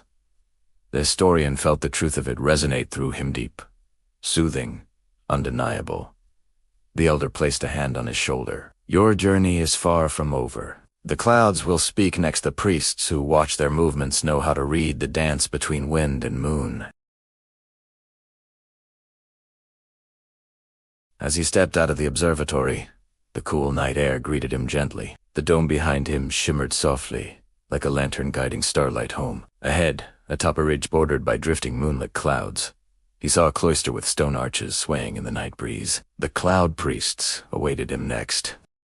The cloister of cloud priests, leaving the observatory behind, the historian followed a ridgeway path that rose gently through drifting trails of mist. The moon hung low now, as though settling closer to the earth to watch the kingdom's quiet heart. Sculpted stone arches appeared ahead, forming the outline of a secluded sanctuary perched above the valley. This was the cloister of cloud priests. The cloister resembled an open-air temple, its walls carved from pale stone streaked with faint blues and silvers colors shaped by centuries of sky-kissed weather. In place of a roof, the entire structure was open to the heavens, allowing clouds to drift freely overhead. Thin veils of mist moved through the arches, slipping around columns and flowing across the floor like patient spirits. The historian stepped through one of the archways. His breath softened immediately, as though the air itself encouraged quiet contemplation. A priest stood nearby, draped in robes the color of dawn fog. His sleeves flowed with each subtle movement, blending with the drifting clouds that passed through the temple. When he spoke, his voice was like wind, brushing gently against tall grass. Welcome, traveler, he said. You arrive upon a slow wind. The sky has been waiting. The historian bowed. I've come to learn about your practice. The observatory scholar spoke of you. The priest smiled with serene warmth. Then she must have sensed the stillness you carry. Come, let the sky speak to you as it does to us. He led the historian toward the center of the cloister, a circular platform of polished stone. There, several priests knelt with their faces turned upward, eyes half closed, breathing in harmony with the drifting clouds. The historian followed their gaze. Above them, thin clouds drifted across the sky, passing through moonlight like soft strokes of a paintbrush. Some stretched into long, gentle lines, others curled into spirals. All moved slowly enough to be studied without haste. What is it that you read? The historian asked. Movement, the priest replied. Shape, pace, the sky's emotions. He gestured upward. Just as the lake reflects the heart, the clouds reflect the world's breath. They shift with the dreams of Aeloria, the historian observed silently. A slender cloud stretched across the moon before drifting aside. What does that one say? He asked gently. A soothing night, the priest answered. See how it moves slowly, unbroken. It tells us the kingdom sleeps without unrest. Another cloud spiraled downward in airy curls, and that one, the historian asked. The priest smiled. Curiosity. The sky is thoughtful tonight. It asked questions. He turned to the historian with knowing eyes. Perhaps because a traveler walks with questions in his heart. The historian felt warmth rise to his cheeks, not embarrassment, but recognition. He had indeed wondered about his path, his purpose in gathering stories, the soft thread connecting each place he'd visited. Another priest approached a woman whose robe shimmered subtly as though woven from dawn's earliest light. She carried a small bowl filled with clear water. "Would you like to participate?" she asked kindly. "We perform the cloud reflection ritual when the moon begins her descent." "I would be honored," the historian said. She knelt beside the platform and placed the bowl at its center. The water inside remained perfectly still despite the drifting breeze. "Watch the bowl," she instructed, "and watch the clouds. The water does not reflect their shapes, it reflects their feeling."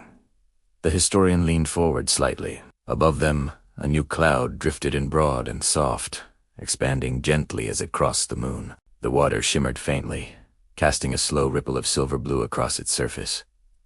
"Calm," the woman whispered. The sky breathed slowly. The historian nodded, marveling at the ritual's simplicity and its depth. "The clouds have guided us since the kingdom's early days," the male priest said. "When storms gathered, our ancestors watched the sky for signs of fear or resilience. When celebrations neared, they looked for clouds shaped like open hands." The woman continued the explanation. "But above all, the clouds remind us that nothing, no emotion, no hardship stays fixed. Everything drifts, changes form, and passes us." A gentle gust of wind entered the cloister, lifting the priest's robes like soft wings. The male priest breathed deeply. "A lesson for all who wonder, I think." The historian bowed his head. "It is a beautiful way to see the world." "Beauty," the woman said softly, "is what happens when we allow ourselves to move like clouds without resistance." As the ritual concluded, the clouds parted briefly, revealing a swath of deep night sky. Stars glittered above them, bright and clear. The priests lowered their heads in silent gratitude. "Your journey continues," the male priest said. "Beyond this ridge lies the silver orchard. The trees there bloom only under moonlight. They will show you how dreams take root." The historian thanked both priests deeply. Their calm, cloud-bound wisdom settled gently into him, merging with the many lessons Aeloria had already offered. To breathe slowly, to listen softly, to honor the quiet within all things. As he left the cloister, a breeze followed him, cool, slow, and reassuring. The clouds above drifted in wide, graceful arcs, as though blessing his path. Ahead, he saw the faint shimmer of glowing petals, the beginning of the orchard that bloomed only at night. The silver orchard. After leaving the cloister of cloud priests, the historian followed a descending path lined with smooth stones that glimmered faintly under the moonlight. The breeze carried with it a subtle sweetness of floral, unlike anything he had encountered on his journey. As he walked, the scent grew richer, curling around him with gentle familiarity. Soon, the hills parted to reveal a breathtaking sight. Nestled in a valley of silver mist was the silver orchard, a sprawling grove of trees that shimmered as if dusted with starlight. Each tree stood tall and slender, its bark pale as moon-bleached ivory. But the true marvel was in the branches. Wide canopies heavy with blossoms that glowed softly in shades of pearl, frost blue, and luminous violet. The petals drifted slowly downward like falling stars, dissolving into tiny sparks the moment they touched the ground. The historian stepped through an arched wooden gate, and immediately the orchard seemed to quiet around him as though acknowledging his arrival. At the center of the grove stood a woman in a long robe, woven from silver and soft lavender threads. Her hair was tied loosely behind her, and in her hands she carried a woven basket filled with fresh blossoms. She turned as he approached, her eyes bright with gentle understanding. "Welcome, traveler," she said. "The orchard has been waiting for you."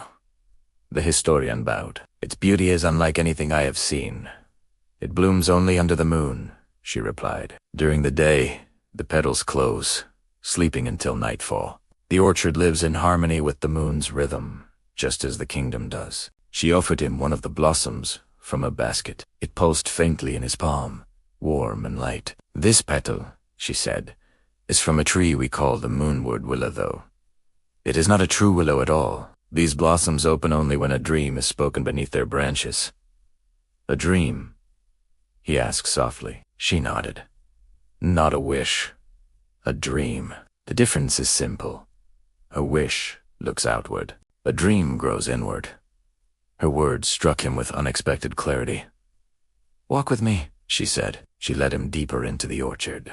Each step seemed to soften the earth beneath his boots. The silver petals overhead shifted as though stirred by invisible hands, and the light they cast painted everything in gentle luminance. "The orchard is ancient," she explained. "It was planted by the first gardeners who learned to care for the moon's gifts. They believed that dreams needed a place to take root somewhere quiet, somewhere patient." As they approached a cluster of particularly luminous trees, she stopped. "These," she said, "are the dream bloom trees. Every night, their blossoms open wider, gathering the unspoken hopes of those who wander beneath their branches. The petals glow brighter when a dream is honest." The historian stepped closer. The blossoms radiated a soft warmth that touched his skin like a whisper. He glanced at the woman, who nodded encouragingly. "If you would like," she said, "you may speak a dream to them. Not aloud. Just hold it in your heart." He closed his eyes. He thought of his long travels, how he sought stories not to contain them, but to understand the quiet threads that connected them. He thought of the peace he found in Aeloria, in its whispers, its rivers, its moonlit rituals, and he realized the dream he carried was simple: to see the world with clear and gentle eyes. When he opened his eyes, the blossoms above him brightened noticeably, casting soft circles of silver light that danced across the orchard floor. The woman smiled. "The trees heard you, and they approve." He felt a quiet warmth grow in his chest, as though the orchard itself had breathed into him. She continued walking, and the historian followed. "The silver orchard has another purpose," she said. "Its fruit." She stopped beneath a tree with round, pale fruits that glowed like softened pearls. "These are lunar. They are not eaten for nourishment, but for guidance. A single bite brings clarity of heart, so travelers take only what they need." She plucked one gently and placed it in his hands. "Take this for your journey. When the road becomes uncertain, let this remind you of the dream you planted tonight." The historian cradled the glowing fruit, humbled by its meaning. "Thank you," he said softly. "Do not thank me," she replied. "Thank the orchard. It chose to offer you a gift." As they neared the exit of the grove, a soft wind swept through the branches, causing petals to fall like slow rain. They drifted around him, brushing lightly against his cloak, illuminating the path with a gentle glow. "Traveler," the woman said, her voice warm, "remember this? Dreams do not bloom all at once. They open slowly, as petals do. Have patience with your journey." He bowed deeply. "Your wisdom will travel with me. And the orchards," he added, "will remember your dream." The historian stepped beyond the wooden gate. The orchard's glow lingered behind him like a quiet blessing. Ahead, he heard a distant murmuring like the soft echo of flowing water. The river of gentle echoes awaited him next. The river of gentle echoes, leaving the silver orchard behind. The historian followed a narrow path lined with pale stones that seemed to glow faintly under the moon's watchful gaze. The night air carried a new sound, soft, melodic, almost like distant humming. It drifted toward him with each step, growing clearer, fuller, yet never overpowering. Soon the trees parted, revealing the source of the gentle melody. The river of gentle echoes wound through the valley like a long silver ribbon, its surface shimmering as though threaded with moonlight. The water flowed with such calm precision that it was difficult to tell whether the river was moving at all. Yet its voice was unmistakable. A low, harmonious murmur, shaped not by rapids or stones, but by something deeper. The historian paused at the riverbank, captivated by the quiet music rising from its depths. The sound was unlike any river he had heard. Instead of rushing or splashing, it echoed softly as, though answering whispers carried by the night wind. A figure emerged from behind a cluster of reeds. An older woman wrapped in a cloak the color of river foam. Her hair was braided with tiny shells, and the lantern at her hip glowed with a soft blue flame. "You must be the traveler the orchard keeper spoke of," she said, her voice flowing with the same calm rhythm as the river. "Welcome to the echoes." The historian bowed respectfully. "This river, it sings." She smiled. "It listens first, then it sings." He stepped closer to the water. The rippling surface reflected the moon with such clarity that it appeared as a perfectly formed coin resting on liquid glass. As a breeze stirred the water, the echo shifted, deepening in tone. "What does it echo?" he asked. "Only the softest things," she replied. A child's laughter, a quiet sigh, a whispered hope. Sounds too gentle for the world to carry often disappear, unless the river catches them. She motioned for him to walk with her along the bank. He followed, and the echoing tones changed subtly with each step, as though adjusting to their presence. "Long ago," she continued, "Aeloria was a land of wandering voices. People spoke their joys only briefly before they vanished into the air. The moon goddess, seeing this, touched the waters of this river. From that moment, it became a keeper of tender echoes." The historian let his hand hover just above the surface. The river responded with a faint shimmer, its echo brightening to a soft, melodic hum. "Does it echo everything we say?" the historian asked. "Only what is spoken gently," she said. "It does not repeat anger or sorrow. Those linger too easily on their own." She knelt beside the water and placed her fingertips lightly on a smooth stone. "Listen." The historian leaned closer. The echo changed again, this time resembling the soft hum he had heard in the meadow of sleeping horses. A quiet, steady rhythm. "It remembers them," whispered. The river guardian nodded. The horses dreamed deeply. Their breaths reached the river like distant lullabies. The echoes hold those dreams long after they fade. They continued walking until they reached a small stone bridge arching over the narrowest point of the river. The bridge was simple, crafted from pale stone worn smooth by centuries. Its underside glowed faintly, reflecting the shimmering water below. "This is the Whisper Bridge," she explained. "Travelers cross it to release their burdens." The historian looked intrigued. "How is that done?" "Not by speaking," she said gently. "By breathing." She stepped onto the bridge and gestured for him to join her. The moment he stood over the water, the echoing tones shifted again, becoming softer, almost curious. "Close your eyes," she instructed. "Breathe in deeply, and exhale your worries not aloud, but inwardly. The river will take the breath, soften it, and echo it back as peace." The historian obeyed. He inhaled slowly, held the breath gently, and exhaled. For a moment, nothing happened. Then the river hummed a low, resonant tone that vibrated through the bridge stones and settled into his chest like a warm hand smoothing tension from his ribs. He opened his eyes. The river guardian was watching him with a serene expression. "It heard you." He felt the truth of that. His thoughts were clearer now, unburdened, as though they had drifted off with the current. "Thank you," he said softly. "It is the river you should thank," she replied. "Its echoes are ancient. They do not forget kindness." She stepped off the bridge and motioned toward a large boulder shaped like a crescent. "Sit with me a moment."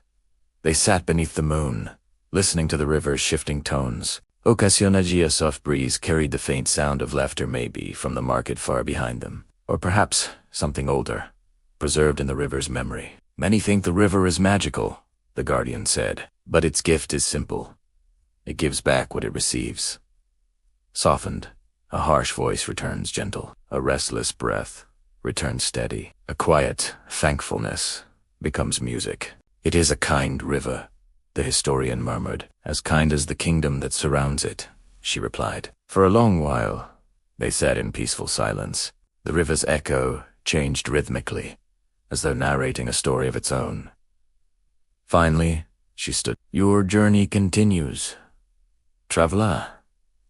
Follow the path east. There you will find the pilgrim's resting house. Many who walk Aeloria's quiet roads gather there to share their small legends." The historian rose, feeling a renewed calm settle over him like a cloak woven from moonlight. "Thank you," he said again. She bowed slightly. "Walk gently. The river will echo your steps." As he continued along the moonlit path, the music of the echoes followed him for several minutes, fading only when the land curved gently away. Ahead, lanterns glowed in a warm, welcoming arc. The next chapter, waiting with open doors and quiet voices. The Pilgrim's Resting House. The moon had begun its slow descent when the historian reached a rise in the land where warm lamplight glowed steadily through the night mist. The scent of baked bread, pinewood smoke, and fresh herbs drifted toward him, carrying with it a sense of welcome that felt almost like a hand guiding him gently forward. He had arrived at the Pilgrim's Resting House, a humble yet storied refuge for all who traveled Aeloria's quiet paths. Built from smooth river stone and sturdy timber, the house stood beneath an ancient oak whose branches stretched wide like protective arms. Dozens of small lanterns hung from the oak's limbs, their gentle flames swaying softly with the breeze. The historian paused beneath the tree, listening to its creaking whispers, old, slow, comforting. As he climbed the short set of steps leading to the door, he heard soft laughter inside, like the kind shared around campfires after long journeys. The door opened before he reached it. A tall man with kind eyes and a neatly braided beard stood in the threshold. His apron was dusted with flour, and the warmth of the hearth behind him framed him in a gentle glow. "You must be the traveler the river guardian spoke of," the man said with a quiet smile. "Please, come in. Rest has been waiting for you." The historian entered, enveloped at once by warmth. The main hall was lit by lanterns and a central hearth where logs crackled with steady, golden flames. Simple wooden tables were scattered throughout the room, each one occupied by a small group of travelers, pilgrims, shepherds, merchants, scholars speaking in low, unhurried voices. A young woman carried bowls of steaming stew from the kitchen, placing them before guests with a smile. She approached the historian. "You look like someone who could use a warm meal," she said gently. "Please sit wherever you like." The historian settled at a table near the hearth. Soon, a bowl of stew and a thick slice of soft bread were placed before him. The warmth seeped into his hands, and the aroma herbs, roasted roots, and a hint of honey felt like a blanket wrapped around him. "Travelers bring stories with them," said a voice across the table. The historian looked up to see an elderly pilgrim seated nearby. His cloak was worn but clean, and his staff rested against his chair. His smile was gentle, creased by years of kindness. "Some stories," the pilgrim continued, "find their way to others only when shared in places like this." The historian inclined his head. "I have gathered many stories on my journey, and tonight," the pilgrim said, "you may gather a few more." He tapped his staff lightly on the floor, signaling to the travelers nearby. A shepherd leaned forward. "Would you like to hear how the quiet hills got their hum?" A merchant chuckled. "Or how the moonlit market-s fire moths were once just ordinary insects until the moon kissed them." A scholar adjusted her glasses. "Or how the stone library once carved a tablet before the story had even happened." The room seemed to brighten with anticipation, not loud, not busy, but warm. The historian smiled. "I am ready to listen." The shepherd went first. "Long ago," he began, "the quiet hills were bare, no flocks grazed them, no families tended them. But one night, a child wandered up the hill, humming a tune to comfort himself. The moon heard his trembling voice, and she answered with a soft glow that fell over the grass. When dawn arrived, the hills hummed with the echo of the boy's courage. Since then, the sheep only hum in peace, not fear." The historian nodded, imagining the moon brightening at the sound of a lone child singing bravely into the night. Next, the merchant spoke. "Those fire moths you saw at the market? They were once shy creatures, afraid of lantern light. But one evening, during a celebration, a child caught a fire moth and whispered a wish into its wings. Shine for those who cannot see their joy." The moon heard the wish and touched the moth with a beam of light. It began to glow, and soon the others followed. Now they brighten the market for all who wander. A soft murmur of appreciation rippled through the hall. Then the scholar shared her tale. Before the stone library carved the first quiet tablet, she said, it carved a blank stone. No patterns, no grooves, just smooth surface. The scholars puzzled over it until, months later, a great calm settled over Aeloria during a difficult season. The stone began to glow, revealing the carved memory already waiting within it. Some stories, you see, arrive long before we understand them. The historian felt the truth of that. He had seen it in every step of Aeloria. The innkeeper approached, wiping his hands on his apron. "Traveler, would you like to share something in return? Even a small memory?" The historian hesitated, then nodded. He told them of the whispering willow forest, the way the trees had spoken to him through memory rather than sound. He described the dream-carvers and how the willow wood had responded to his whispered word. He shared the hum of the sleeping horses and the stillness of the silver orchard. When he finished, the room was quiet, not out of solemnity, but reverence. "You see," the pilgrim said softly, "Aeloria does not simply show you its stories, it invites you into them." The historian lowered his gaze in humility. After a time of gentle conversation, the innkeeper returned. "A room has been prepared for you. You should rest. Tomorrow, your path leads to the royal grounds. It is said the moon rises differently there."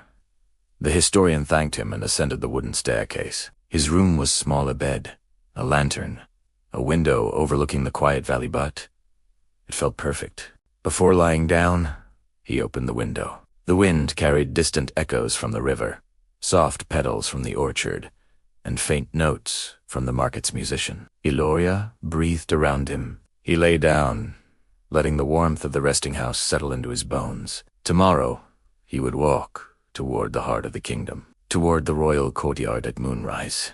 The royal courtyard at moonrise, the historian rose before dawn, though the sky remained draped in deep blue. A soft stillness filled the pilgrim's resting house, broken only by the faint crackle of dying embers in the hearth. He gathered his belongings quietly, bowed his thanks to the empty common room, and stepped outside into the cool embrace of the coming morning. Mist curled along the ground as he followed the path leading toward Aeloria's royal heart. Lanterns lined the road at gentle intervals, their silver flames wavering softly as if bowing to the traveler who passed them. The closer he came to the royal grounds, the more the air seemed to deepen, rich with history, memory, and the promise of a night ritual older than any written scroll. Soon, towering walls of pale stone rose before him. They guarded the royal courtyard, though not in the stern, imposing manner of most kingdoms. Instead, Aeloria's walls were shaped with sweeping arcs and flowing carvings, patterns of moons, falling stars,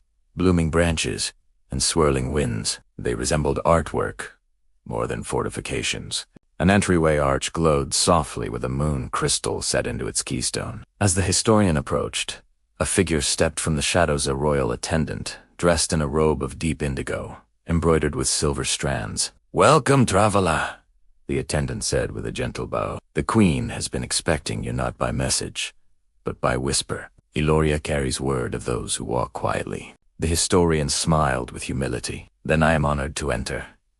The attendant guided him through the archway into the courtyard, then open. Circular expanse, paved with smooth stone tiles that shimmered faintly beneath the moon. At its center rose a wide, reflecting pool, its surface perfectly still, bordered by white lilies that opened only at night. Above the pool, the last of the stars shimmered like scattered jewels.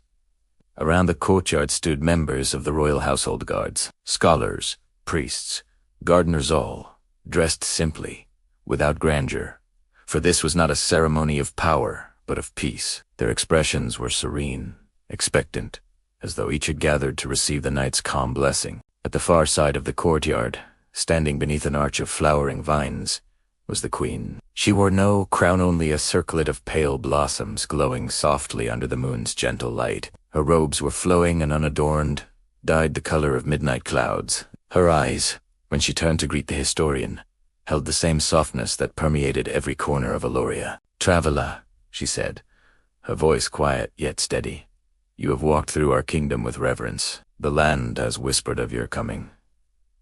He bowed deeply. "Your Majesty, your kingdom has offered me peace, unlike any I have known."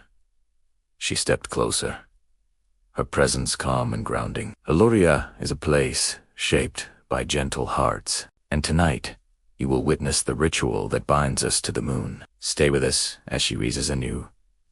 She motioned for him to join the circle around the reflecting pool. As he took his place, a soft bell chimed only once, clear and resonant. The courtyard fell into perfect stillness.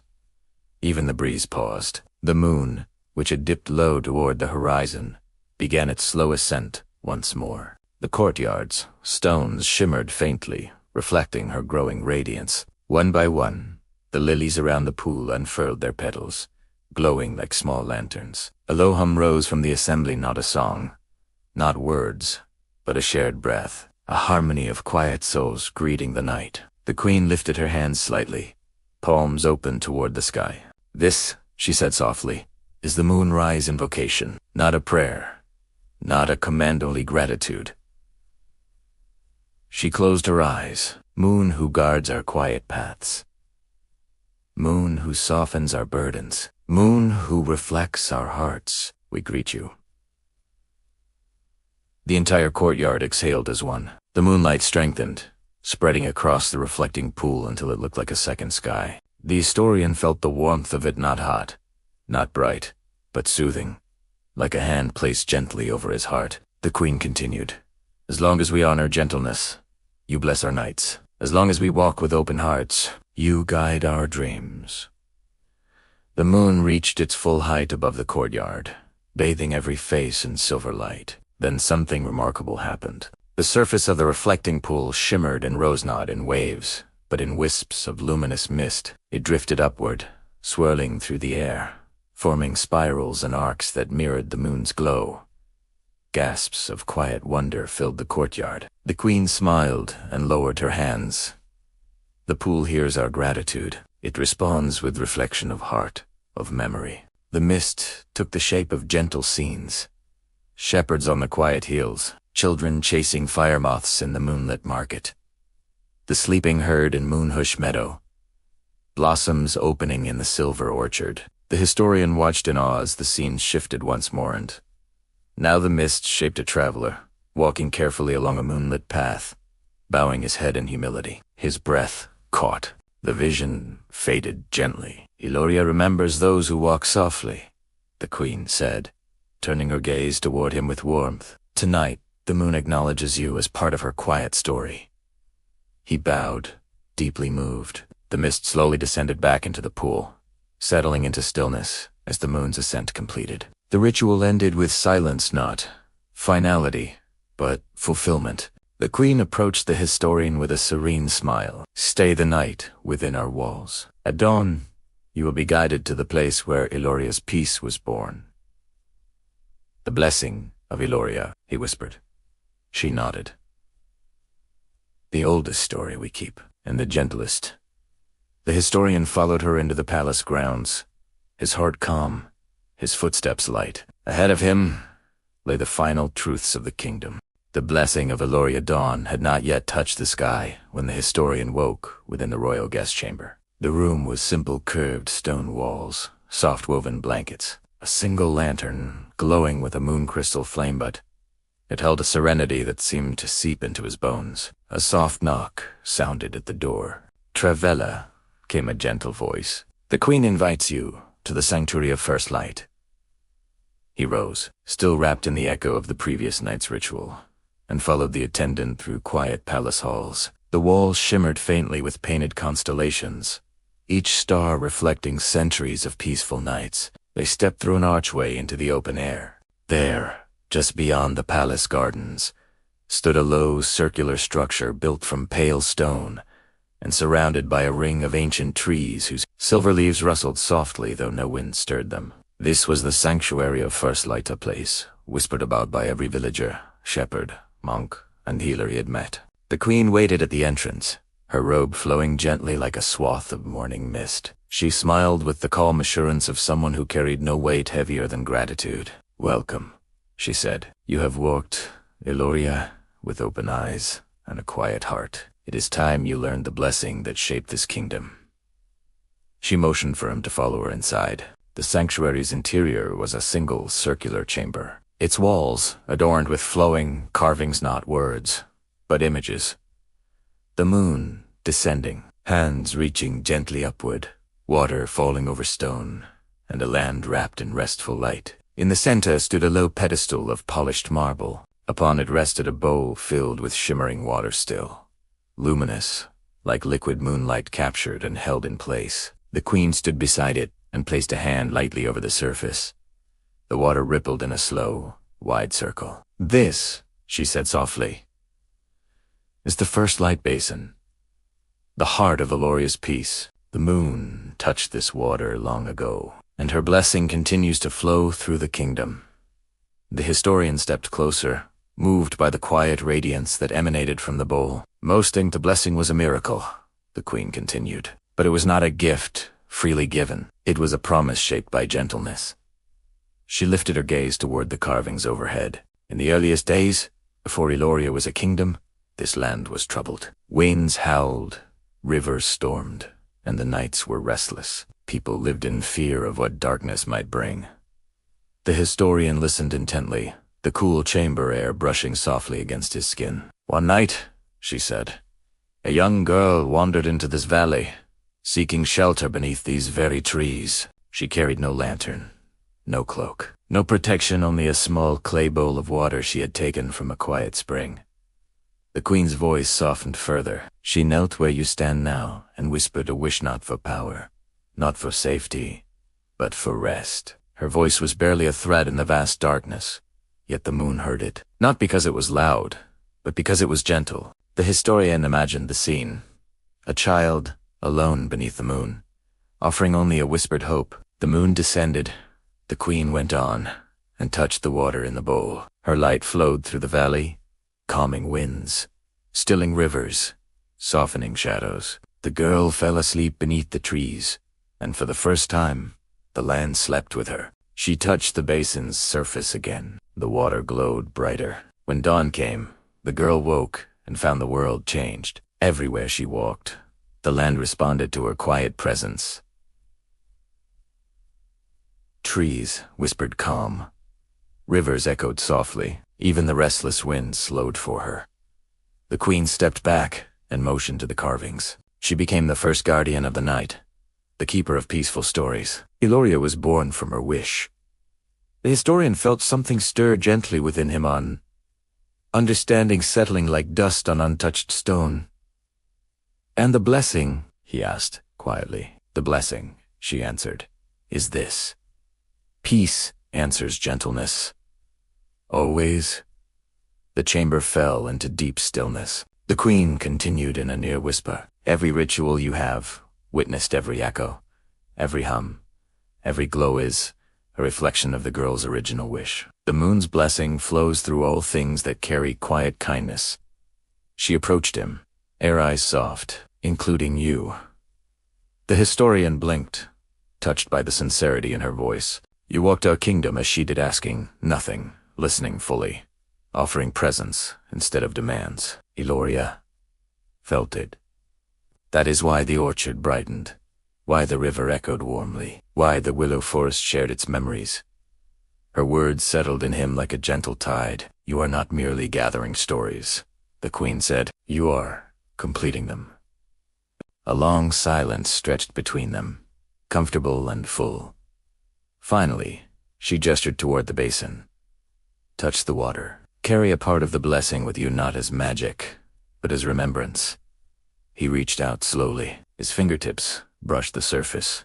The water hummed a soft vibration, like a lullaby sung from beneath the earth. Warmth spread through his hand, then his arm, then his chest. Not heat, not power, simply peace, settling deep and sure. When he withdrew his hand, the water returned to stillness. The queen bowed her head. "Go now, traveler. Dawn approaches. One last chapter remains before you leave Aeloria behind."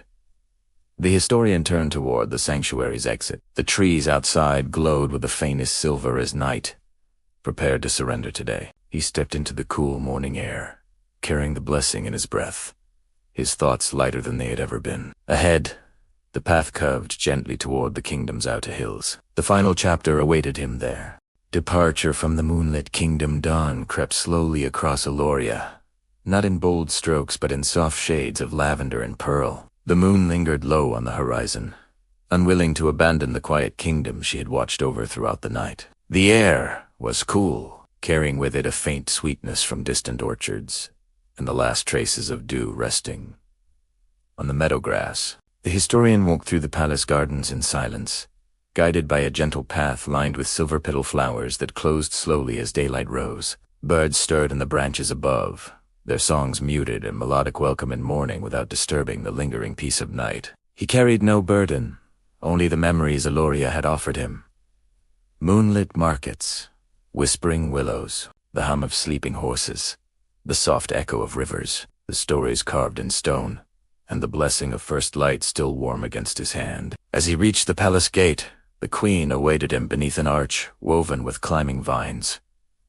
The blossoms around her shimmered faintly, still touched by the moon's glow. "You depart at a gentle hour," she said, offering him a serene smile. "A traveler who walks with calm should always leave in the arms of morning." The historian bowed deeply.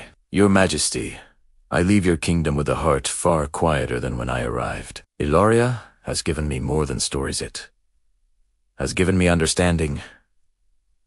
"Aeloria gets only what is carried with care," she replied, "and you have carried every moment with reverence." She stepped aside, granting him passage through the gate. Beyond it, the familiar path stretched toward the silver gates, the entryway through which he had first entered this kingdom of moonlit calm. Before he could take another step, the queen added softly, "May your steps be gentle wherever you go next, and may the world answer you with the same kindness." He bowed once more, then began the slow descent down the road. The kingdom unfolded before him with the quiet familiarity of a dream he was still waking from. He passed through the edge of the royal courtyard, where morning light shimmered upon the reflecting pool. The images of the night ritual were gone, replaced by pure stillness, but the peace remained, imprinted in the stones like a memory that would not fade. Further along, the path wound near the river of gentle echoes. Though the moon's influence waned, the river continued its soft melody. The echoes seemed to greet him as an old friend,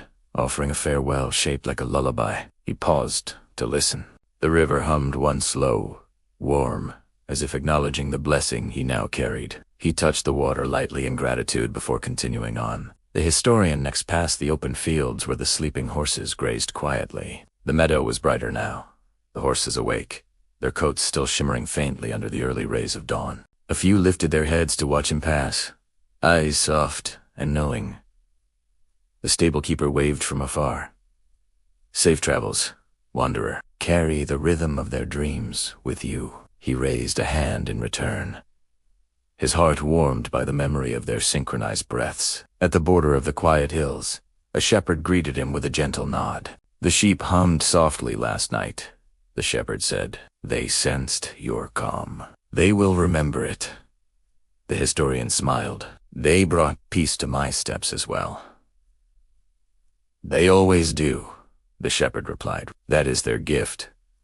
As he walked, the soft hum of the flock drifted toward him one last time, gentle, rhythmic, heartfelt. Near midday, he reached the lantern bridge. The floating lanterns drifted slowly in the morning breeze, their glow faint but still present. When he stepped onto the bridge, a few lanterns brightened instinctively to accompany him, following at his pace, just as they had on the night of his arrival. "You walk more gently now," said a familiar voice. It was the craftsman, the young man who had repaired the lanterns. He leaned against the railing with a chisel in hand and a warm smile. "The lanterns answer kindness," the craftsman said, "and today they shine a little brighter for you." The historian bowed his thanks and crossed the bridge, the lanterns dispersing in soft spirals as he neared the far side. Finally, the silver gates rose before him, tall, graceful, glowing faintly even in daylight. The same old guard who had welcomed him stood there, leaning on his spear with the calm patience of someone who had watched many sunrises over the kingdom. "You are leaving us," the guard said, though his voice held no sorrow, only understanding. "I am," the historian replied, "but I leave with more peace than I have ever carried." "Aeloria changes those who walk gently beneath its moon," the guard said with a smile. "It seems she has touched you deeply." "She has," the historian said softly. The guard stepped aside, lifting his lantern in quiet farewell. "Then carry her light with you." wherever your journey leads. The historian gave a final nod and stepped beyond the silver gates.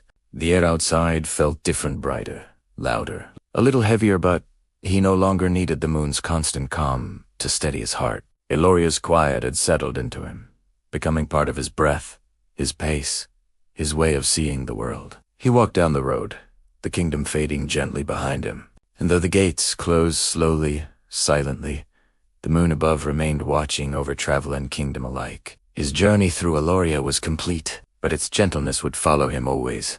And so, dear friends, our gentle path through the moonlit kingdom comes to its quiet close. We have walked beneath drifting lanterns, listened to willows whisper their ancient memories, rested beside dream cloud readers and moonlit healers, and learned how deeply peace can echo through a land shaped by gentleness alone. If sleep has already found you, may your dreams be light and easy, guided by calm rivers, silver blossoms, and the quiet blessing of Aeloria. And if you are still awake with me, thank you for sharing this peaceful night. Your presence brings warmth to this humble storyteller's journey. As always, if you wish to wander with me again, please like the video, subscribe, and return whenever your heart seeks rest beneath the stars. In a moment, the relaxing music will begin, carrying you gently the rest of the way into sleep. Until next time, dear travelers, may the moon watch over your dreams, and may peace walk beside you wherever you go. Good night.